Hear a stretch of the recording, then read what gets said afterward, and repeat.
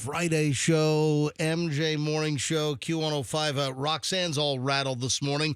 Hold on. Hang on. I'll get you a rattle job in just a minute. First, though, quick promotional announcement. It's my understanding that Hal Herman's going to stop by today with a little double whammy action here on the MJ Morning Show. Is that correct, Froggy? According to Hal, during our conversation yesterday, he said he wants to come in and do something we haven't done in a while. Does it involve Hal Herman headlines? No. Oh, Take a break from that for a week. Oh, no Hal Herman headlines? Hal likes to let the news build up. Oh, the news is building up. You can hear the build-up and the excitement and anticipation with this cheesy 1980s news music. Yes. All right, so what can we expect from Hal Herman later today? I think one of the more popular items Hal used to bring to the table used to be the old Truth Booth. Oh, did we ever have music for the Truth Booth? Well, we could just play anything, Did we? Hold on a minute. I had the old Gong Show music. I think it was the Gong Show, maybe. Ladies and gentlemen, I think Hal this Herman. is the Truth Booth music. This is right? This is Truth Booth. Yeah. All right. Ba, ba, ba, ba, ba. Yeah, so that was Hal Herman Truth. So Truth Booth, and then what else? A new Hal Herman song. A brand new Hal Herman. Folks, if you're not familiar, you're not up to speed, Hal Herman is now part of a new band called Hal Herman. That's right. Taking over the world. Is Hal Herman planning anything for Halloween? I would think that like a Halloween theme would kind of work well. We're going to play a live show for Halloween. Oh, yeah. Yeah. Janice Landing. Where? Janice Landing. You ever heard of it? That's still around? Yeah, that's right. Is that still around? Of course it is. I went a couple weeks ago. Just checking. I've never been there. What? In my entire time here in the Tampa Bay area, I've never been to Janice Landing. I might have been 100 times. I've been to Janet's Landing, though. Janet? Yeah, Janet. She's so sweet. Janet from another planet. Yeah, she just lets you sit on her porch. She's got a landing. Yeah, she's got a landing strip. Landing strip. Oh. Yeah. Hey, Fester's late again. Yes, he is. It's very late. Yep. Fester's going to be very late today, to the point where he's not coming in today. He's going to be so late he's going to miss the whole damn show. What's the deal? Does he have to drive to like Orlando for some? I can't believe I wasn't listening. I think he's going to Orlando for some kind of a school field trip, and he's a chaperone. Can you imagine Fester being a chaperone? That's what I said. I'm like, dude, you're going to last like an hour. All right. For any other parents, now, is he chaperoning his own kid, or is Fester somehow responsible for chaperone activities for other kids belonging to other parents? Because I got to be honest, if I'm a parent, I don't want Fester part of any kind of safety or oversight or chaperoning of my kid whatsoever. Yeah, I chaperoned at the aquarium a couple months ago, and you are responsible for other children, Yeah, you not get a just group, your right? own. You get a like group. 5 kids. Oh, Yeah, and it's kind of boy. hard. You have to, it's like a video game trying to run around and keep track of all of them. So good luck to Fester. I know last time Kim did something like this, she got a group of like 8 kids. Yeah. And I was like, oh. Can you imagine Fester chaperoning other kids? Do the other parents know that it's Fester chaperoning their kid? I don't know how I would feel about that. Where the hell are they going? Did he mention it? No, but it's obviously one of those theme things, parks. They're not going on a field trip to like SeaWorld or something? What? SeaWorld maybe? I don't know. Fester will fit right in. No, Fester could just jump in a pool locally and save the whole trip down I-4. Speaking of I-4, isn't there a major problem on I-4 near the Polk Parkway this morning? There's some kind of major traffic issue. Hey, Andrew, do you know what the traffic issue is at I-4? I guess Pat will have traffic in a couple of minutes, but I heard earlier this morning just big traffic mess. Yeah. So, Andrew, is it eastbound? I think it's going to be westbound. What? Westbound. Yeah, westbound. So it's coming toward Tampa. Some kind of Polk Parkway area I-4 mess. And I think they were like rerouting traffic, taking people off of I-4 at some point. All right, just getting rolling here Friday morning. Busy. Hal Herman. Do you plan to do these back to back or separate? Do you want how do you want to do Hal Herman if you're doing the Truth Booth? I think we should do a little segment of Hal. Yeah, just package it together because Just give me 2 hours. why would Hal come in and then leave again and then come back in? Well, he can go dip into a bottle in between. Oh, that's funny you say that. The name of the song is Drunk News. Is it really? Yeah. Drunk News with Hal Herman? So he will be intoxicated, I'm sure. Oh, wait a second. Maybe I can play my cheesy 1980s news music as an intro. Sure. Yeah, I'm thinking, yeah. So the premiere of Hal Herman's Drunk News. What? Hal Herman. I thought I said that. I was kind of in the middle. Our band is very excited. We're getting more radio play so All right, early. So what happened with you? You said that you had some near misses on the way in this morning, which is very interesting because I had maybe one of the top 2 closest near misses yesterday going home right after the show yesterday. I had an insanely scary situation where out of nowhere, I'll explain. What happened to you this morning? Okay, Thursday and Friday drivers are crazier than earlier in the week, FYI. Do you have any research to quantify this? Observational. Just me driving every day on Howard Franklin. Observational or anecdotal? Anecdotal. Okay. So you have a mix on Fridays, and you have the slowpokes, and then you have the crazies. Yep. And there are less people on the road, so the crazies really go crazy. So I was coming around, getting onto the Howard Franklin. There was a dump truck that was going 12 miles an hour, and it held up like 30 cars. She said dump truck. dump. All right, go ahead. All right. 12 miles an hour. So we're all in a big line behind him, slows us down, clogs us up. So you have those drivers. Right. Then you have to make up for that lost time, I suppose. I was driving, getting ready to get off 4th Street, and I'm in the second lane over. I have to get over one lane, and I started to get over. I looked, whoosh, a car goes by me. Okay, that's I drive fast. You don't need to pass me in the right lane. I'm driving pretty fast. And then then I was like, whoo, that one almost got me. And then I started to go over again out of nowhere. Yep. Whoosh, another car in the Really? right lane. I swear they must have been going 95, 100 miles an hour. Yep. That's problematic. That could have taken your butt out. Yep. All right, well, I'm glad you're okay. I'll tell my story later on, Okay. but man, I had a rough one yesterday going home, getting on to 275. So hang on. Just getting rolling here, folks. Gonna be a busy. Don't miss any portion of the MJ Morning Show today. First, Pat with traffic. Let's see what that I-4 mess is all about.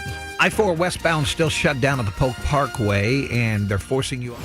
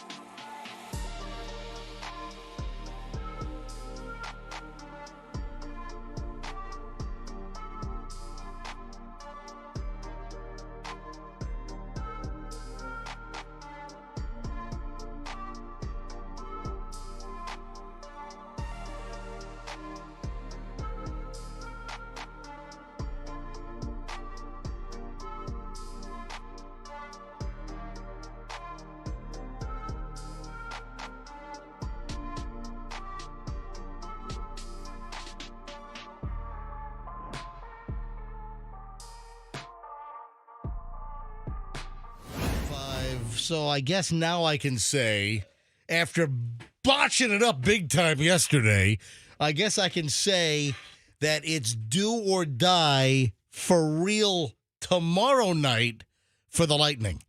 Yes. Yeah. And if last night was do or die, we died. We died. Oh, yeah. So I had it wrong yesterday, and man, Michelle chastised me. She's like, Okay. how'd you not get that right? I don't know. For whatever reason, I had it stuck in my head that the Lightning do or die was last night because what? The Panthers were up 2-0, and then the Lightning, they actually had a little bit of a lead. I think they led at one point, and they couldn't hang on. And then the Lightning eventually lost. Andrew, what was the score? Was it 5-3? So 5-3. Damn. So tomorrow night, it's going to be do or die. Yeah. And you know what? Had the Lightning listened to you, MJ, and treated last night like a do or die game, they'd be in a lot better position right now. So What are you saying? They're all going to die? What, a plane crash? No. They don't fly anywhere. They take buses everywhere. Oh, okay. If they need to go to like Manitoba, bus. Bus crash. or a trolley. They need to go out to, I don't know, Utah or something. Sorry, guys, you lost. We're driving off the bridge. Bus. Of course they fly. So do or die for the Lightning tomorrow night. Hey, last year they got eliminated in the first round, and I can't even keep track of 38, 30, 62 rounds, whatever. The hockey just goes on forever and ever and ever and ever. Oh, and Andrew says in my ear, not long enough. Oh, I think it is quite long enough. How about you make the puck a little bigger? God, like I say every year, I can't even see the dumb thing. But the Lightning are on the verge, the precipice of elimination. So I'm just trying to think. Lightning, frightening. Tampa Bay Lightning, very, very frightening. Gotta win. Gotta win. Gotta winnow. Gotta win. What do you think? Is that? I don't like it. Catchy. That is awful. That is absolute garbage. Never do it again. Hey, Roxanne, are you ready for a quiz? Oh, boy. This Love early a in the pop morning. quiz. Ladies and gentlemen, at 6:23 on the MJ Morning Show on a Friday on Q105, it is time for the Roxanne Wilder Supermodel Quiz. Oh, And I have a story which I found very interesting, and I found it awful, but it involves a former supermodel. okay. And I was wondering if you could guess which supermodel this story involves. And I'd like you to maybe list all of the supermodels that you can. Now, don't Google anything. Hands up. Supermodel's still a thing. Hands in the air like you don't care. You know, they don't have the same supermodels No. these days. It's the 80s and 90s and the fashion and the supermodel, the rise. I don't Does it exist? I don't know if there are any supermodels today. No, I don't think so. So why did the supermodel generation, or why did that fade when you can only think of supermodels from the 80s and 90s? Internet. Because it used to be exciting when you get the Sports Illustrated magazine. Right. I'm even as a 13-year-old girl, I would be excited when that magazine would get to our house because it was just cool. And You'd see all the, and pretty you bikinis. stick your finger down your throat and everything. All right. So, I want to be like them. I want to be as skinny as. All right, name your Listen, first. I had like 50 in my head, and just you're taking me I- off track. na- Let's go. name let's your go, first. let's go. Nikki Name your- Taylor. I want to be like. Oh, there you go. Nikki Taylor. I wanna Cindy be- Crawford. Cindy Crawford. All right, hang on a minute. So your first guess is Cindy Crawford. Yes. That's a very good guess. However, not what I'm looking for. I have Keep a going. guess. No, this is Roxanne's Oh, deal. man. Just- All right, I'm the Froggy, all right, supermodel. go ahead and Go guess. ahead. Janice Dickinson. Nope. She's so hot now. Stephanie Seymour. Nope. Heidi Klum. Nope. Kathy Ireland. People used to tell me I looked a little bit like her. Jiz Benchin. What? Giselle. Giselle Bundchen? Yeah, we're close. By the way, that is incorrect, but All right, there's no but more. also she was not an 80s and 90s supermodel. Who? Giselle Giselle- Bundchen. Oh, Oh, we're doing no. 80s and Oh, 90s? where'd She you say might have been 80s and late. 90s? She might have been late 90s. No, I said 80s and 90s. Oh, this is totally my I- wheelhouse. it is your wheelhouse. Yeah. I have a story regarding a supermodel. Okay. And it's from that era. And I name the supermodels. Rebecca Romijn Stamos. Oh, Romaine. Rebecca Romaine. Incorrect. Keep going. Susan Boyle. No, stop. Yes, keep going. Kate. You're the Kate- one you like. Kate Moss. Kate Moss. She was 90s grunge. She Nope. was like towards the end. Nope. Yeah. Cindy Crawford. Linda Evangelista. Did Oh, I say her? That's a good one, but no, Okay. that's not who I'm looking for. Who Now- are these people? Now I'm trying to picture the Wham video or the I Want Your Sex. Tawny Katane? No. Come on, No. no, she's not. Was a supermodel. Claudia Schiffer. Claudia Schifferbrains. Yes. Seriously, that was her nickname. I Yeah, remember. apparently she was not very bright. They used to call her Aw. Claudia Schifferbrains. Schiffer. Yeah, yeah, let me say that slowly. Claudia Schifferbrains. Incorrect. Guys, I've pretty much gone through all of them. Give me a clue, MJ, and so I might be able to get You it. said Linda Evangelista. Oh, you Yes. didn't say Naomi Campbell. I forgot about Naomi Yeah, Campbell. look, Yes. but okay. that is incorrect. as well. you're wrong. Yeah, I know. I was about to get to You're her wrong. because of the video. Tyra Yes. Banks. Is she in the 90s? I don't know. You said Cindy Crawford. Yep. Claudia Schiffer. Mm-hmm. Uh, Elle McPherson? Did I say Elle McPherson? No, you did not. You Elle McPherson. Elle McPherson. Wrong. Darn it. hate this game. What obscure You said Kate 80s? Moss. Tyra Banks. You just Yeah. said. Don't you Did you know? say Heidi Klum? No, I I didn't. did. Heidi Klum, come Then on go back to my room. Nope. Not Heidi Klum. Okay, then I think it's like an obscure model that nobody Kimora knows. Lee Simmons? Never heard of her. Oh, That's Russell Simmons' ex-wife. Exactly, but that's incorrect. Okay. All right, I'm trying to think of the other. Oh, I'm boy. going through a list here.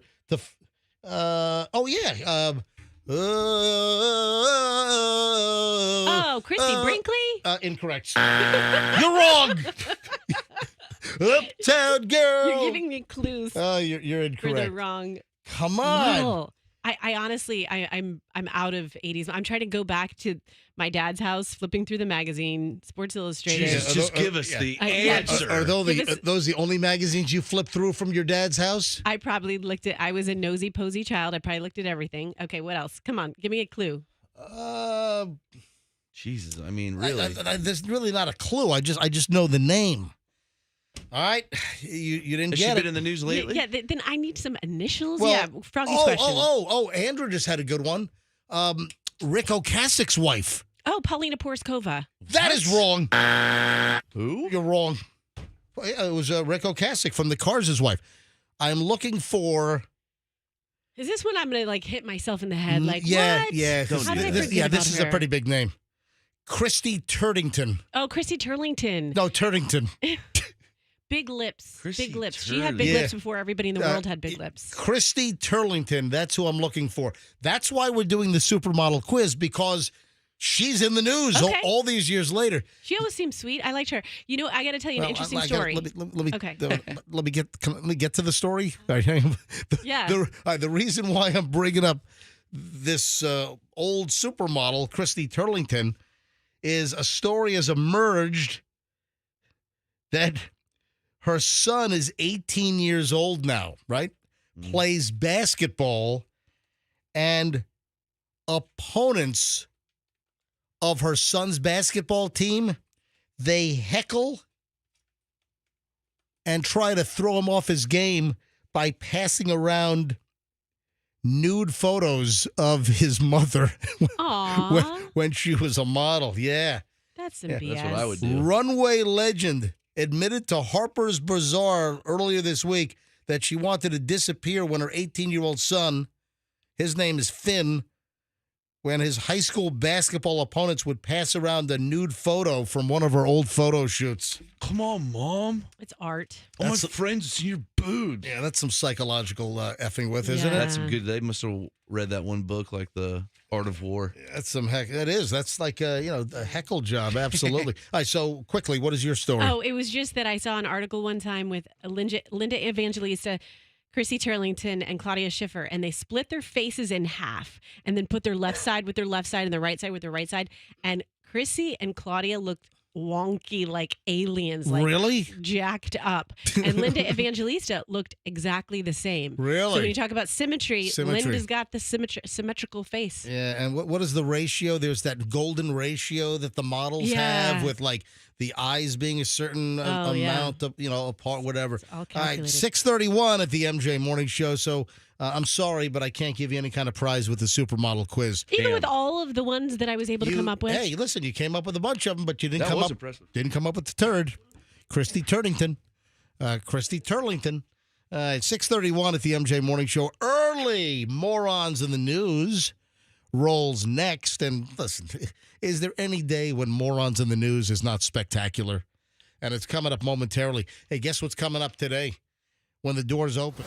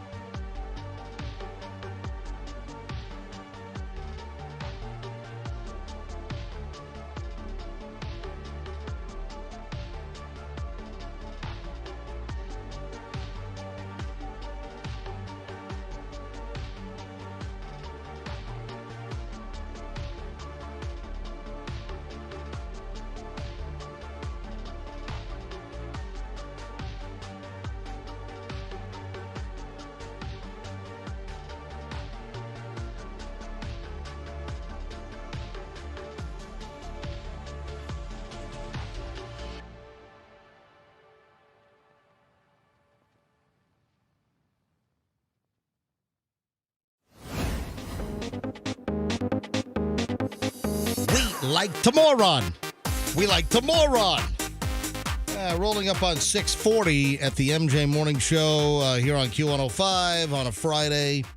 Hopefully everyone has a decent weekend planned. We got nothing going on. I like a nice, quiet, relaxing weekend. You know, this time last weekend, we were getting ready for the house tenting with Magnum termite. I had to race home after the show and do the final preparations to get everything out and this and that. And, Right. And you know what we did do? I rented a U-Haul, and then we parked the U-Haul in the driveway, and we moved like all of the food items and all the things that had to come out of the house, so we didn't have to move them somewhere else. I rented a little 10-foot U-Haul for $19.95 a day. U-Haul probably wasn't happy with me because they had like no mileage, because it's like 90 cents a mile or something, Adds up. So yes, it does. I mean, you drive from, let's say, Tampa to, Detroit or something. You're making a move. I don't know why the hell you'd move to Detroit from Tampa, but unless you're into, DSP. All right. So, and listen, there's some great DSP at Nona Slice House anyway, right here. Do you know what DSP is? Detroit slice pizza? Style. Oh, style. Yeah. Yeah. I love Detroit pizza. Yeah. And I've referenced this before on the show, and people have hit me up and said, yes, you're correct. Buscemi's in Detroit. They have the best pizza I've Also, ever had. Buddy's is another Is famous. that another yeah, one? another. Okay. So if you're looking for great Detroit style, Mm-hmm. the Nona Slice House right on Main in Safety Harbor. I got to check it Yeah, out and see yeah. how it compares to the actual Detroit style I've had in Detroit. It's the real deal. So Okay. yeah, Nona. For us, we love Nona Slice House, and we like the Old World Margarita and the Detroit style, and they it's great. They really know how to do it. Anyway, so where was I? So the week tenting. before we get to the early morons, we tented, and I only had like 9 miles on the truck. Going from Gandy to the big U-Haul center to my beach park place and back. It was like 9 miles. So yeah, I rented this like storage bin for $19.95 a day. It was very cost effective. So yeah, after having to leave the house for 2 days, while we tented for termites, and again, ooh, MJ, you've got termites. Every house in Florida either has termites or you're gonna get termites or has had termites. So yeah, it was just that time we tented last like 10 years ago, and boom. In South Tampa and many parts of the Tampa Bay area, it's like every 10 years. Okay. On average. Now, and did you know this? In Hyde Park, the termites really like Hyde Park. Do they? And it's like It's very woody. Very woody. And it's like every 7 years on average that you got a tent in Hyde Park. Anyway, quickly, because I had to get to the early morons. A friend of mine in South Florida is having their house tented, and I used the same language you did last week to make her feel better. I said, don't worry, everybody has to do this if you live in Florida. But MJ, is that really true, or is it just what we tell ourselves? No, when it we're is. going No, through? that's pretty true. Okay. Yeah. So on my street, every house has termites. They've gone through there's it. no doubt about it. Yep. No doubt about it. All right, early morons in the news. Road rage. Spaghetti. No, I'm not having a stroke, Froggy, just blurting out Yeah, random for real. things. What's happening? Are you okay? Yeah. You smelling burnt toast? No. Burnt hair. That's really a thing? Sopranos. I think On the it's a burnt Sopranos, toast. it was burnt Yeah, toast. Yeah. Exactly. In The Sopranos. Anybody else smell burnt toast? Exactly. And then had a stroke. Supposedly, if You you're okay, Carmine? if you're having a stroke, seriously, that your olfactory sensors will have some short circuiting and you might smell some crazy stuff. So here's the deal. Road rage spaghetti.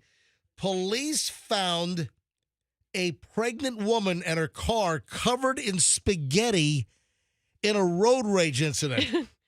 Pregnant woman covered in spaghetti, and was she raging? I mean, it's very hormonal time. Yeah, let me give you the rest of the details here. This happened last weekend in Indianapolis. According to police, a woman called 911 around 5 p.m. saying a driver had flashed a gun at her during a road rage episode. The woman then told the police she was turning right onto a local street when the other driver made a left turn right in front of her. The woman shouted at the other driver. Roxanne, can you demonstrate the woman shouting at the other driver? What? She was shouting words, or just Yes, I'd like to buy an ad lib for 50, please. you bleeping mother bleeping bleeper bleep hole. Was she shouting that? Probably Is that a little, better? Yeah, probably is a little bit better there. Yeah, absolutely. All right, so the woman told police she was turning right, and then this other driver made a left turn right in front of her. The woman shouted at the other driver, who claims that, or she claims that he then brake checked her. She made it around the other driver. Mhm. Just let it go. Yeah. Let it go. Don't- Let it go. Just Yep. let it go. When she said the man flashed a silver gun at her, could have flashed something else.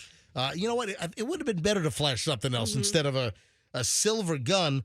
The woman told police that she was too scared to stop at her house, so she circled around and called 911. The woman, who also had her 3 chillins in the car with her, said that she got to this local road and intersection, and the other driver took out a container of spaghetti and threw it at her, covering her and her car in spaghetti. Oh, it's a drive-by spaghetti. The hell? So, road rage, handgun, spaghetti. Okay, where did the spaghetti come from? The spaghetti warehouse. Well, guess what? If it had been in Detroit, he could have just gone through the drive-through at Eminem's place and gotten some spaghetti to go. Mom's. Mom's spaghetti, Yeah. and throw it on Mom to be. For those that don't know, Eminem has a fast food drive-through spaghetti place where you can order spaghetti and meatballs, and they put them in a Chinese food container. You know, the old school Chinese food containers. Right. The white, they're made of cardboard, and you can fold them. Yes, with the little metal little bucket handle. Yeah, maybe not cardboard, but you know what I mean. They're stiff. It's a laminated white papery kind of cardboardy kind of stuff. Yeah. So that's how Eminem's place, Mom's Spaghetti, serves their spaghetti. So she ends up covered in spaghetti. Her car is covered in spaghetti. She also claims that the other driver sideswiped her. Spaghetti and sideswiping. It's a very long sideswiping. It's a long car. She was driving an extended 42-foot limo. Damn. Yeah, she does proms, you know. So she tried to get the other driver's insurance information. The other driver was again holding a gun and pointing the gun at her. So this is after she's covered in spaghetti. Personally, her car's covered in spaghetti.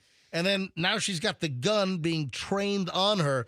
The driver of the other car claimed the woman hit the car and that they were simply just trying to get a picture of the license plate. Yeah. Police, and would you think that the other driver in the road rage incident with the silver gun and the spaghetti, would you think it's a male or a female? Well, I mean, the silver gun just makes me feel like it's really aggressive and it's a man. Yeah, absolutely. I mean, right? I wouldn't even think for a moment that this would be a woman, but it was. Whoa. Yep. It was another female driver road raging, flashing the silver gun, hurling the spaghetti. Police arrested Sheila Pride. Whew.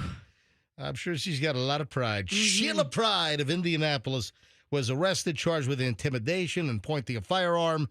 And looks like she's going to go on trial in June. But it's just not worth it. I mean, the whole road rage issue is just not worth it. Froggy Caruso here. Looks like a gun and spaghetti.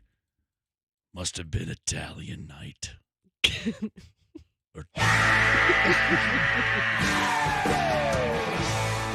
A gun and spaghetti? What is this, Tony Soprano's car? A gun and spaghetti? Yeah, looks like a crime to me. I got nothing. You just run out of your. I ran out of Froggy Caruso sayings. You ran out of Froggy David Caruso CSI zingers. Do you guys have anything? I mean, it's a tough one. No, it's too tough to put those two Looks things like together. this is a saucy situation. Oh, man, we got a spaghetti road rage incident. This driver, what a meatball. There you go. All right. 6:50 at the MJ Morning Show. Little early Morons in the news. 7 o'clock hour starts next. Hey, let me ask you about old age. Okay. When do you think old age starts? This is interesting because things are shaking. Things are moving on this. Hang on.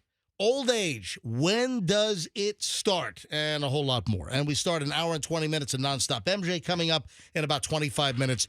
Don't move.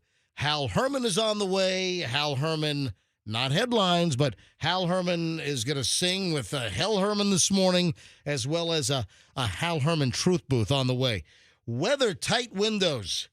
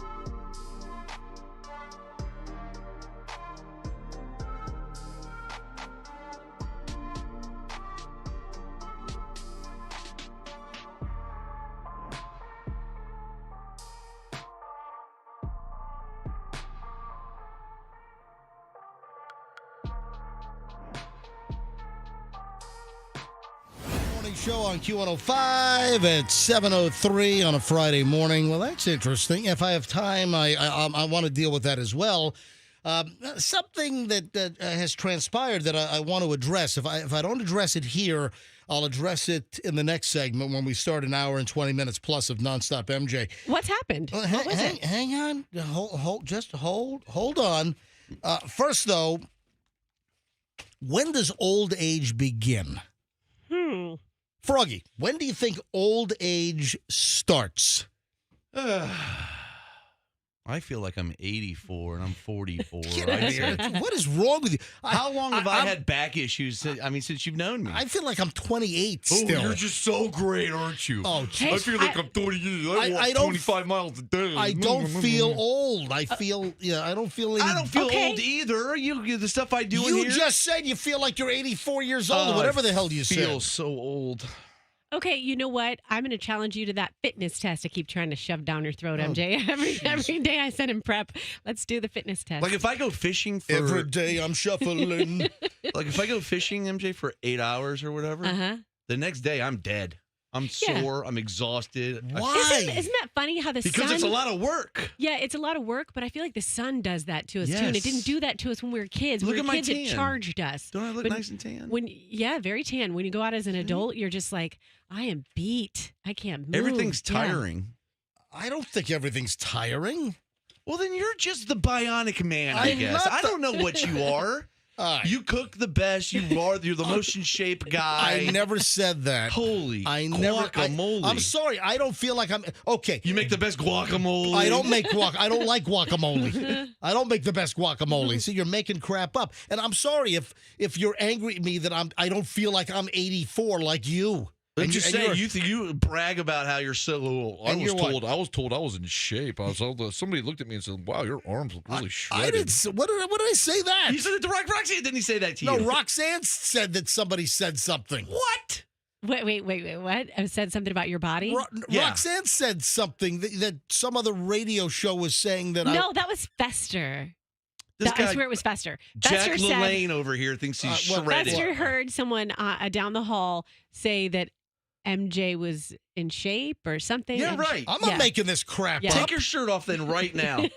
Yeah. You don't have a nut on your hair. What? You don't have a nut on your hair. All right, stop. If you don't take your shirt off right Yeah, now. what? I'm not taking my shirt That's off. what I thought.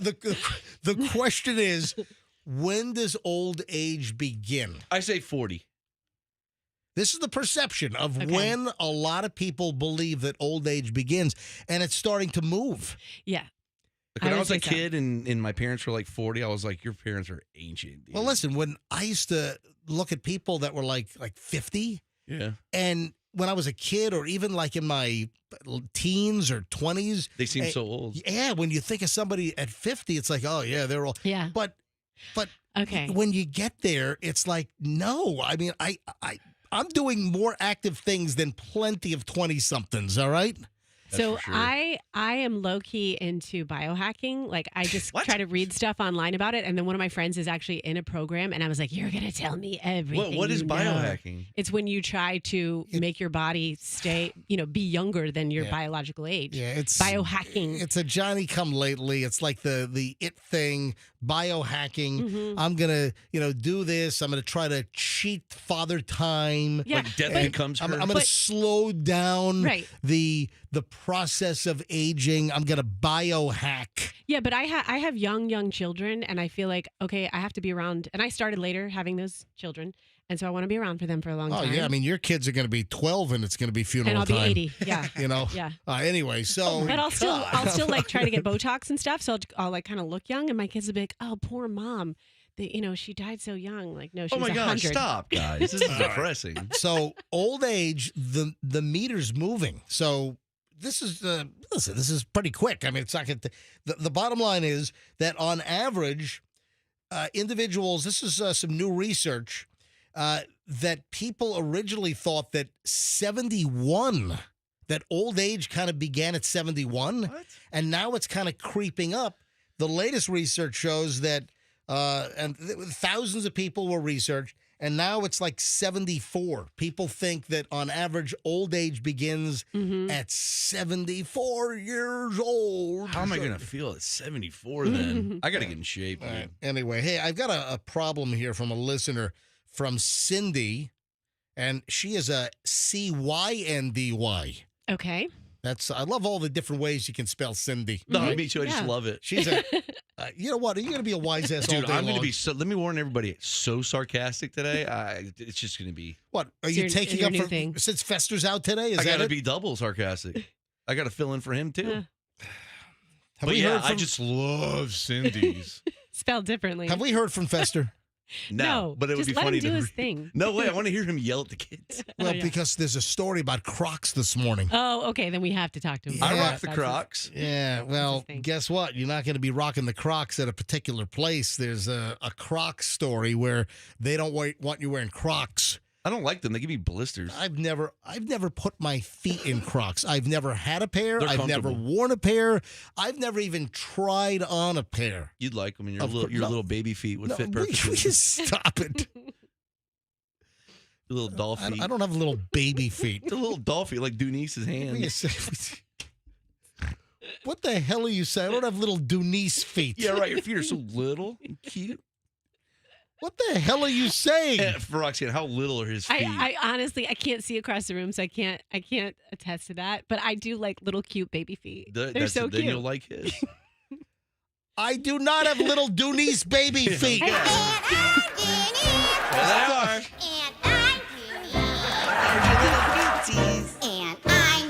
All right, so here's the deal. I got an email just a short time ago. Folks, you can email me at any time. This was just sent in 15 minutes ago, and already I saw it, and I'm bringing it up on the air.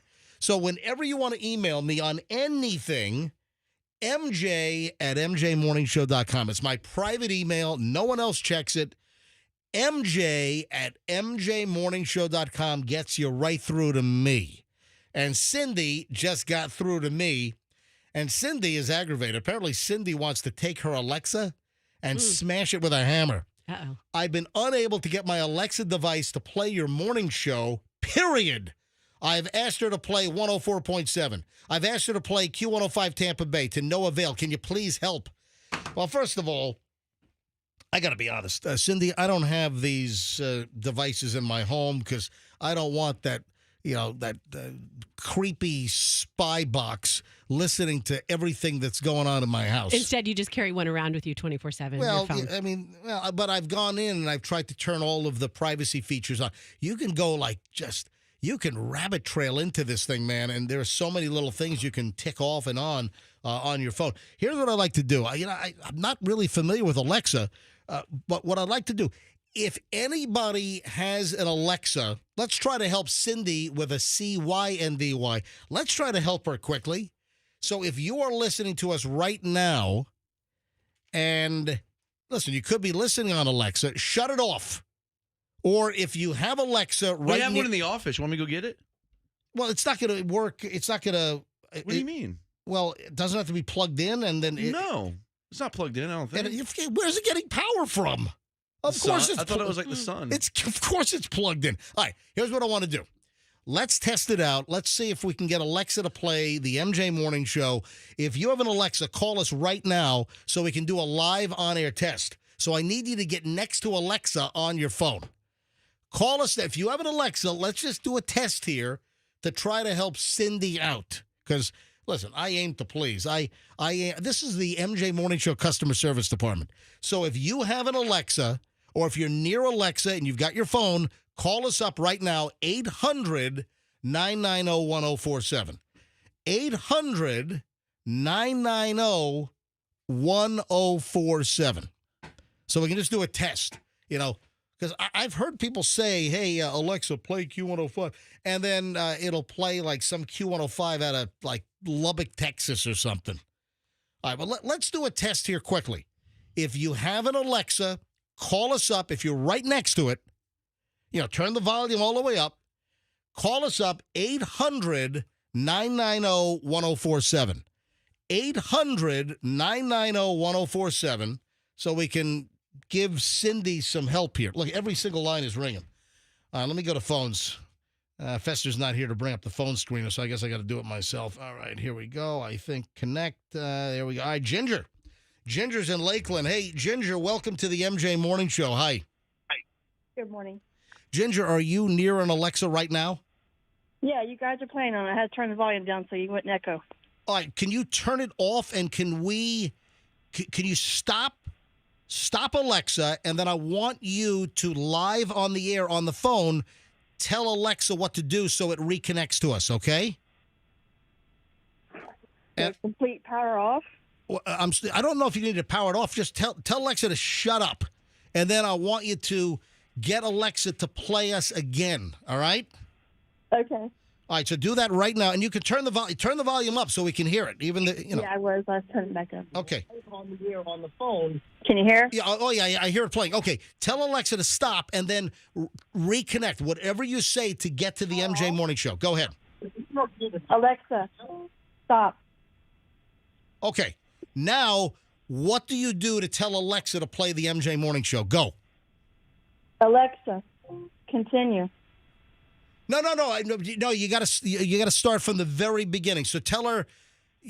I'm trying to get the right verbiage for Cindy on how you get Alexa to play the MJ Morning Show.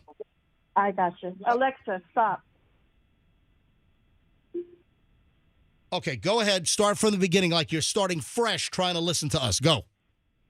Alexa, launch Q105.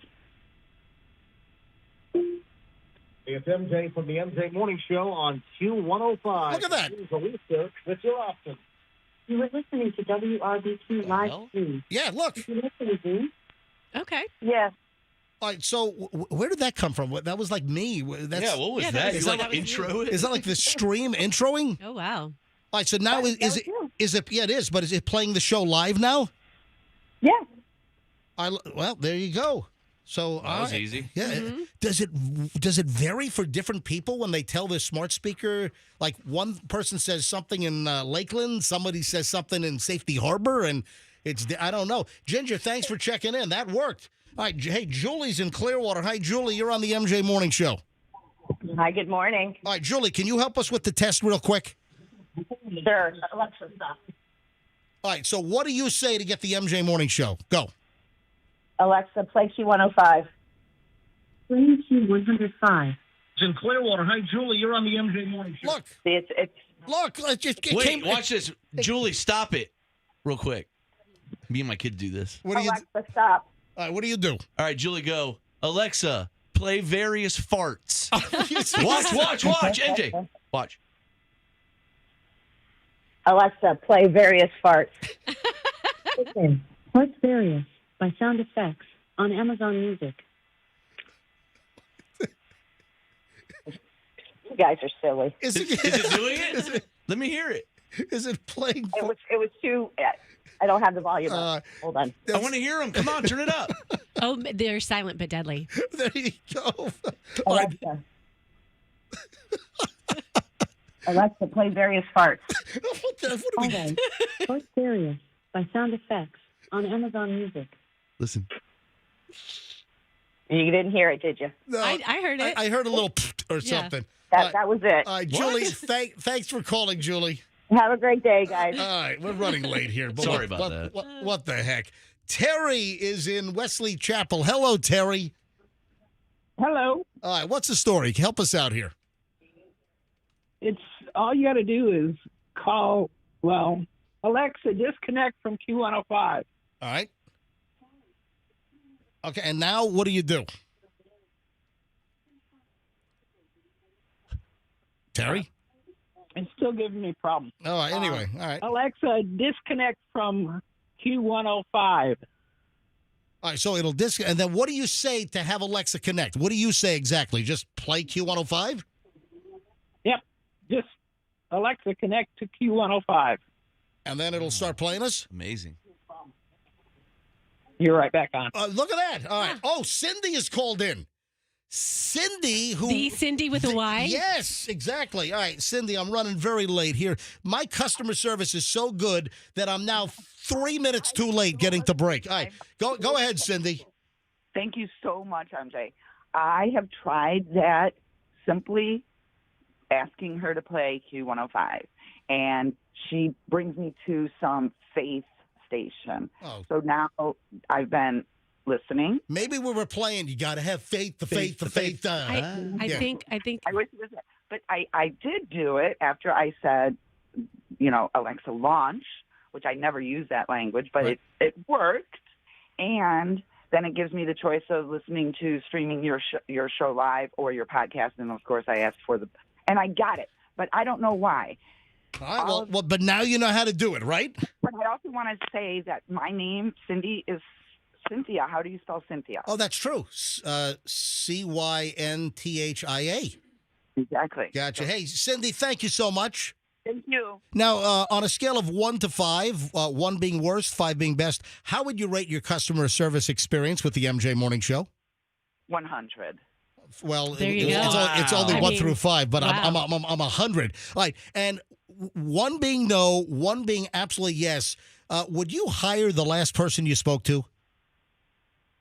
No. That would be me. No, you wouldn't hire me. Oh, no, I thought you were talking a caller. Oh, I no. would definitely rate your service and so as a 1 then.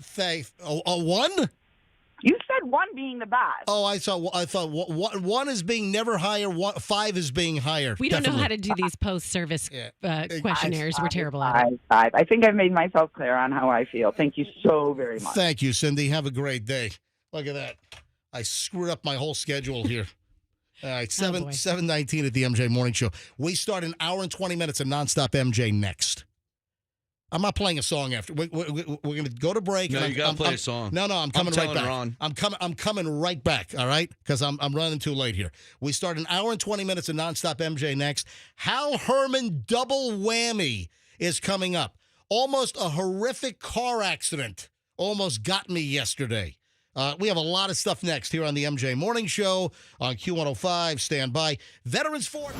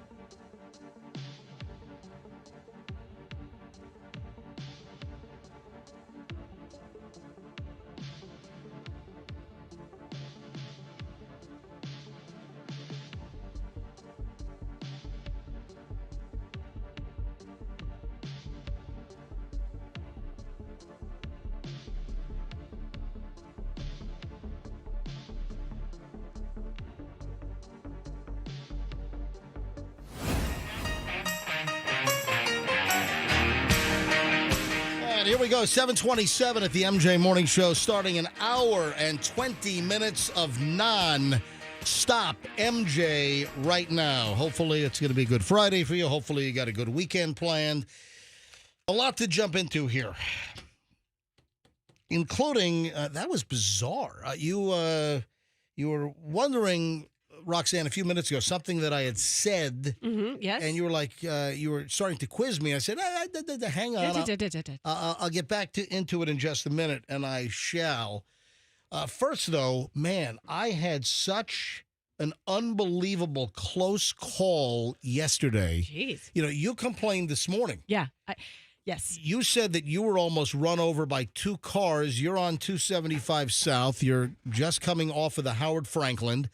And you're trying to get over into the right lane to exit at the first exit, right, which is the new 4th Street exit. And you're trying to get over, and you said you had two cars going like 100 miles an hour in the right lane? In the far right, in the right lane. So I'm one lane over from them, and I was about to get over, and then I look, and whoosh, the one goes by me.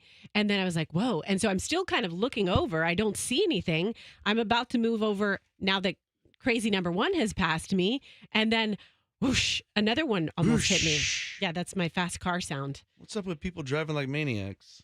Because it's my theory is that Thursdays and Fridays, people drive like maniacs. So Thursday is just there are a lot of people on the road. And for many, it's their last day driving into work. And there's a lot going on. And Thursday's just a busy day. Right. And then Friday is less people on the road, more opportunity to act crazy with the wide open space. Ladies and gentlemen, traffic theory with Roxanne Wilder here on the MJ Morning Show. I can go on. I was just giving you time to get your papers. DOT certified, Roxanne Wilder, traffic control expert. So I'm going home yesterday. Actually, I was headed home to pick up Michelle, and then Michelle and I went to the law enforcement memorial service for the Hillsborough County Sheriff's Office for fallen deputies. And we went, it was 10:30 in Ybor at the sheriff's headquarters in Ybor. So I left the show right after we closed down yesterday. I was out of here in record time in order to get home to get Michelle.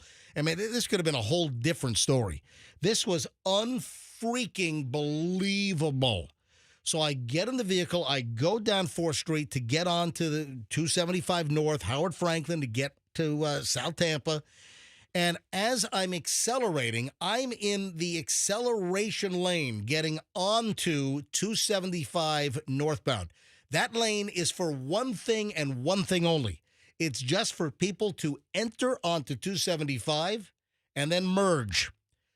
I was doing that. I was lawfully driving, abiding by the rules and laws of the road, following all Florida statutes, accelerating to get on into the far right lane from the acceleration lane, when out of nowhere from the middle, a pickup truck towing a huge trailer with like construction equipment and all kinds of crap on it flies over from the middle of the interstate into my acceleration lane. Oh, my gosh. I mean, I had to stop the car on the other side of the bridge once I got off on Kennedy and close to my house.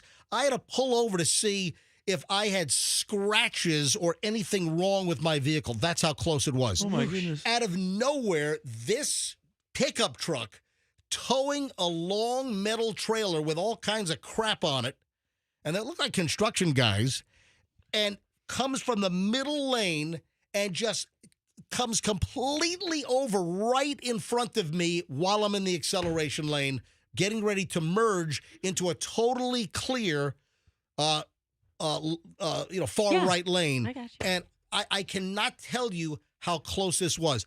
I slammed on the brakes. I'm lucky the car behind me did not hit me. And this guy, and when you get on the right of that acceleration lane to get on, you've got those the round orange barrels, like the Bob's Barricade barrels, those big round orange barrels. And he actually took a couple of those out as he's getting over, but it was millimeters. And that would have been ugly. I would not have been on time, or I probably wouldn't have even made the Hillsborough County Fallen Deputy Memorial, which they do every year around this time in Ybor. And this is the closest call I think I've ever had. Did you have to go home and change your pants before you went to the event? No, I'm not there was no Defecation.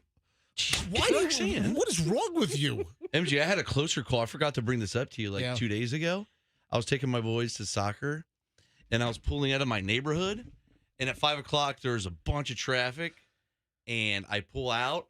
This guy, a nice old lady, lets me in. Dude, you already had your previous pickup truck wrecked by a lady. I didn't get wrecked. But what I'm saying is that you've had a lot of stuff because you're driving a brand new Veterans Ford F-150 now because some crazy lady Charade edition who happens to be a mother. She used to be, not anymore. From your kid's soccer team, she flies out of Popeyes on Hillsborough and rams right into Froggy. Smashes me right in the side. Her kid got axed. And her kid was thrown off the team? Wasn't good enough to hang.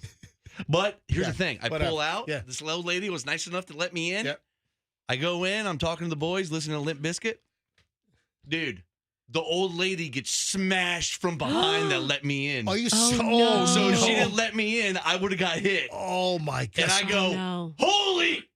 Yeah. And then I just sort of laughed and kept going. But isn't that crazy? How she was nice enough to let me in, and the guy behind her. Oh, no. That would have hit me. Hit her. She let you in. Wow. So how would the guy have hit you? What do you mean? Because if she hadn't let you in, you'd still be on the side and you wouldn't have merged in, right? I don't know what you're talking about. Okay. Is this, Andrew, do you have any more death-defying traffic near misses? Because it seems like we're all one-upping in here. I think what we're doing? I think we can move along here. No, but I had such a close call yesterday. And then I'm slamming on the brakes. My bag, I'll hold it up to MJTV. Oh, no, your bag fell. My bag, and keep in mind that this thing was packed. I took like 8 times the amount. I'm holding this up to MJTV right now. And this is my little, carry bag with all of my show prep. It flew off of the back seat, and papers were all over the back floor of the car. car probably thought there was a kid flying through the seat. When I put my work bag in my seat, it registers as like a person. It does. It's like check the back seat. My bag is so damn heavy. So I thought for sure that my front end was clipped. That's how close it was. I slammed on the brakes, and then I hit the horn. And I'm leaning on the horn like, what the bleep are you doing? And the guy's giving me I know, I'm sorry. He's giving me the sorry wave off. Like that's going to cure the problem that you almost smashed and took the front end of my vehicle off.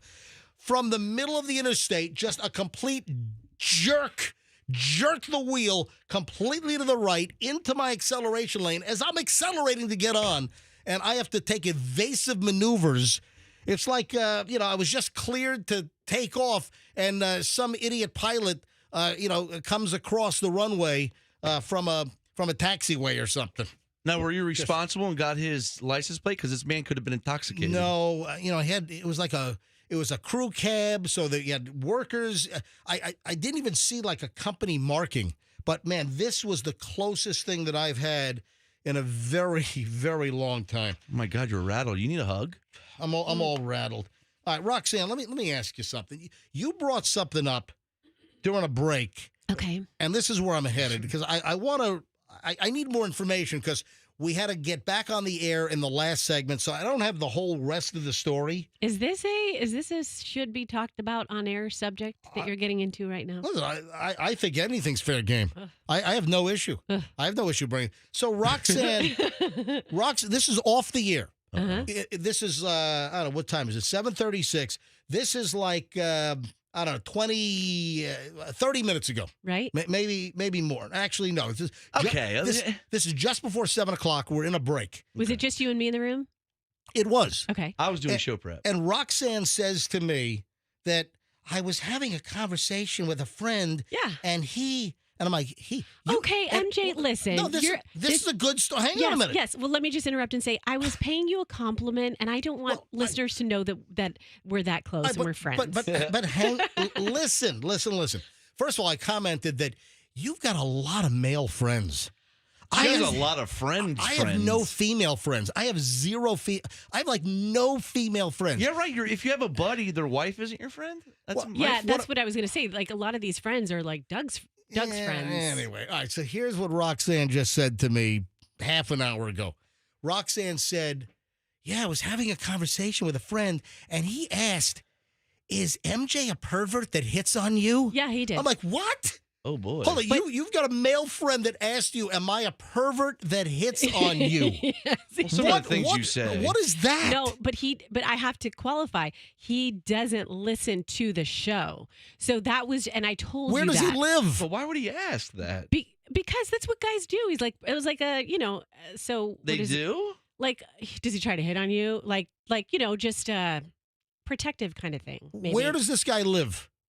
What, are you going to go to his house? No, I'm just curious. What's his address? Where does he live? Like, what geographically? Geographically, he lives in. Why are you trying to make this? It's a simple. St. Pete. You're just making that up.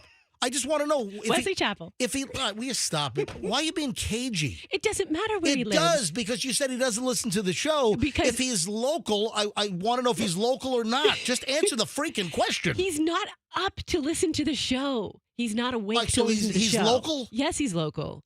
Oh, yes. Okay. Yes. What is he, a male dancer? And he's He's a male. No. I was up all night doing my stinger shift. So you told him that I'm not a pervert that hits on you. I did. I said, it's funny you should ask that specific question. To be fair, repeat the language you told me. What I said to him is he was like, well, is he, and my response to, is MJ a pervert? Does he ever try to hit on you or try to do shady stuff with you? And I said, what? Absolutely. Shady stuff? Get over here, Rox. And I said, come sit on my lap. My name's Matt. I mean MJ, not Matt Lauer. Sorry. I said, absolutely not. And as I'm answering this question, I should probably be very happy about that. He has no prowler vibes like that whatsoever. Come into my office, Roxanne. Don't mind that door shutting and locking behind you. I've got a present for you. Let me hit this button. Door shut. I want to thank. I'm moving along here, but thanks for telling him that I'm not a pervert No. that hits on you. I said you're extremely upstanding. Thank you. Good guy. He has his moments, perverted moments. Thanks for standing up for me. I appreciate it. I shot a video yesterday with Michelle. I did a little a back patio, back porch, back lanai chat. This was awkward. And what was awkward about it? I don't know. You two just sitting there and your awkwardness. Don't you think it was awkward, Roxanne? Then you're asking people. You're not going to do what anybody. Did you guys watch it? Yes. Obviously, Froggy saw it. Did you see it? I liked it, but I didn't watch it because, again, you have to start putting the captions on. I like to do stuff and not hear just you. watch the video. I'm not saying things in English that are crystal clear and then having those ADHD words have to flash across the screen. I'm not doing that crap. I hate that. Why is it when people shoot videos and you can totally understand with absolute clarity what they are saying, people have got to flash words of what they're saying across the screen? Are we demanding that much stimuli? No, it's not. I'm not demanding stimuli. I don't want to hear you. I just want to look at the pictures She hears you and enough. look at the video. And if you great. have words, I will read your words. I I don't do want like to listen Michelle's Anne of Green Gables hat she's wearing. All right. So, folks, if I you love haven't it. seen this Classic. video, Michelle and I are sitting on the back porch, and we shot a video making a request of you and my Instagram followers. If you haven't seen the video, it is the last item posted. It's on my Instagram, Certified MJ Radio. And if you haven't seen it, go look at it. I'm going to play the audio now, but Michelle's doing something which I caught on to. I disclosed on the show yesterday that we have no summer vacation plans. Nothing. This is a rarity. I can't even remember the last time that we, in the, nearly May 1st, that we have no summer plans. We have nothing scheduled. We have no idea what we're doing. And then in June, it's Michelle and my 30th wedding anniversary. 30 freaking years. We got nothing planned. Oh. Yeah, I said to Michelle, hey, let's just come up with something. And listen, you totally guide it. You know, Michelle always says, well, you pick all the places. And I'm like, well, then you pick it. But we've got nothing. So this revelation came up on the show yesterday. So here's what I did. We shot a video, Michelle and I, on the back porch. And there's a very funny element to the video, which you'll be able to see. And you'll hear that I make a mention of it. Let me play this. And I'm just going to hold my phone up to the microphone because Fester's not here to play Instagram over the computer because Fester's out today. All right, listen, here we go. MJ, along with Michelle on the back porch. We can use some input from you on what? This summer, June, our 30th wedding anniversary, and we have no vacation plans. We've got nowhere to go. Are you saying help me? What is this, a hostage video? 30 years. Where should we go this summer? All right, so that's enough. So while I'm talking, Michelle is mouthing next to me, "Help me," like it's a hostage video. She's going, "Help me, help me," and I could kind of like hear like, and I'm like, and then I look at her and she's like, "Help!" She's mouthing, "Help me," and. Is she captive? Do you have her captive, MJ? Just tell the truth. So we ask all of my Instagram followers, where should we go?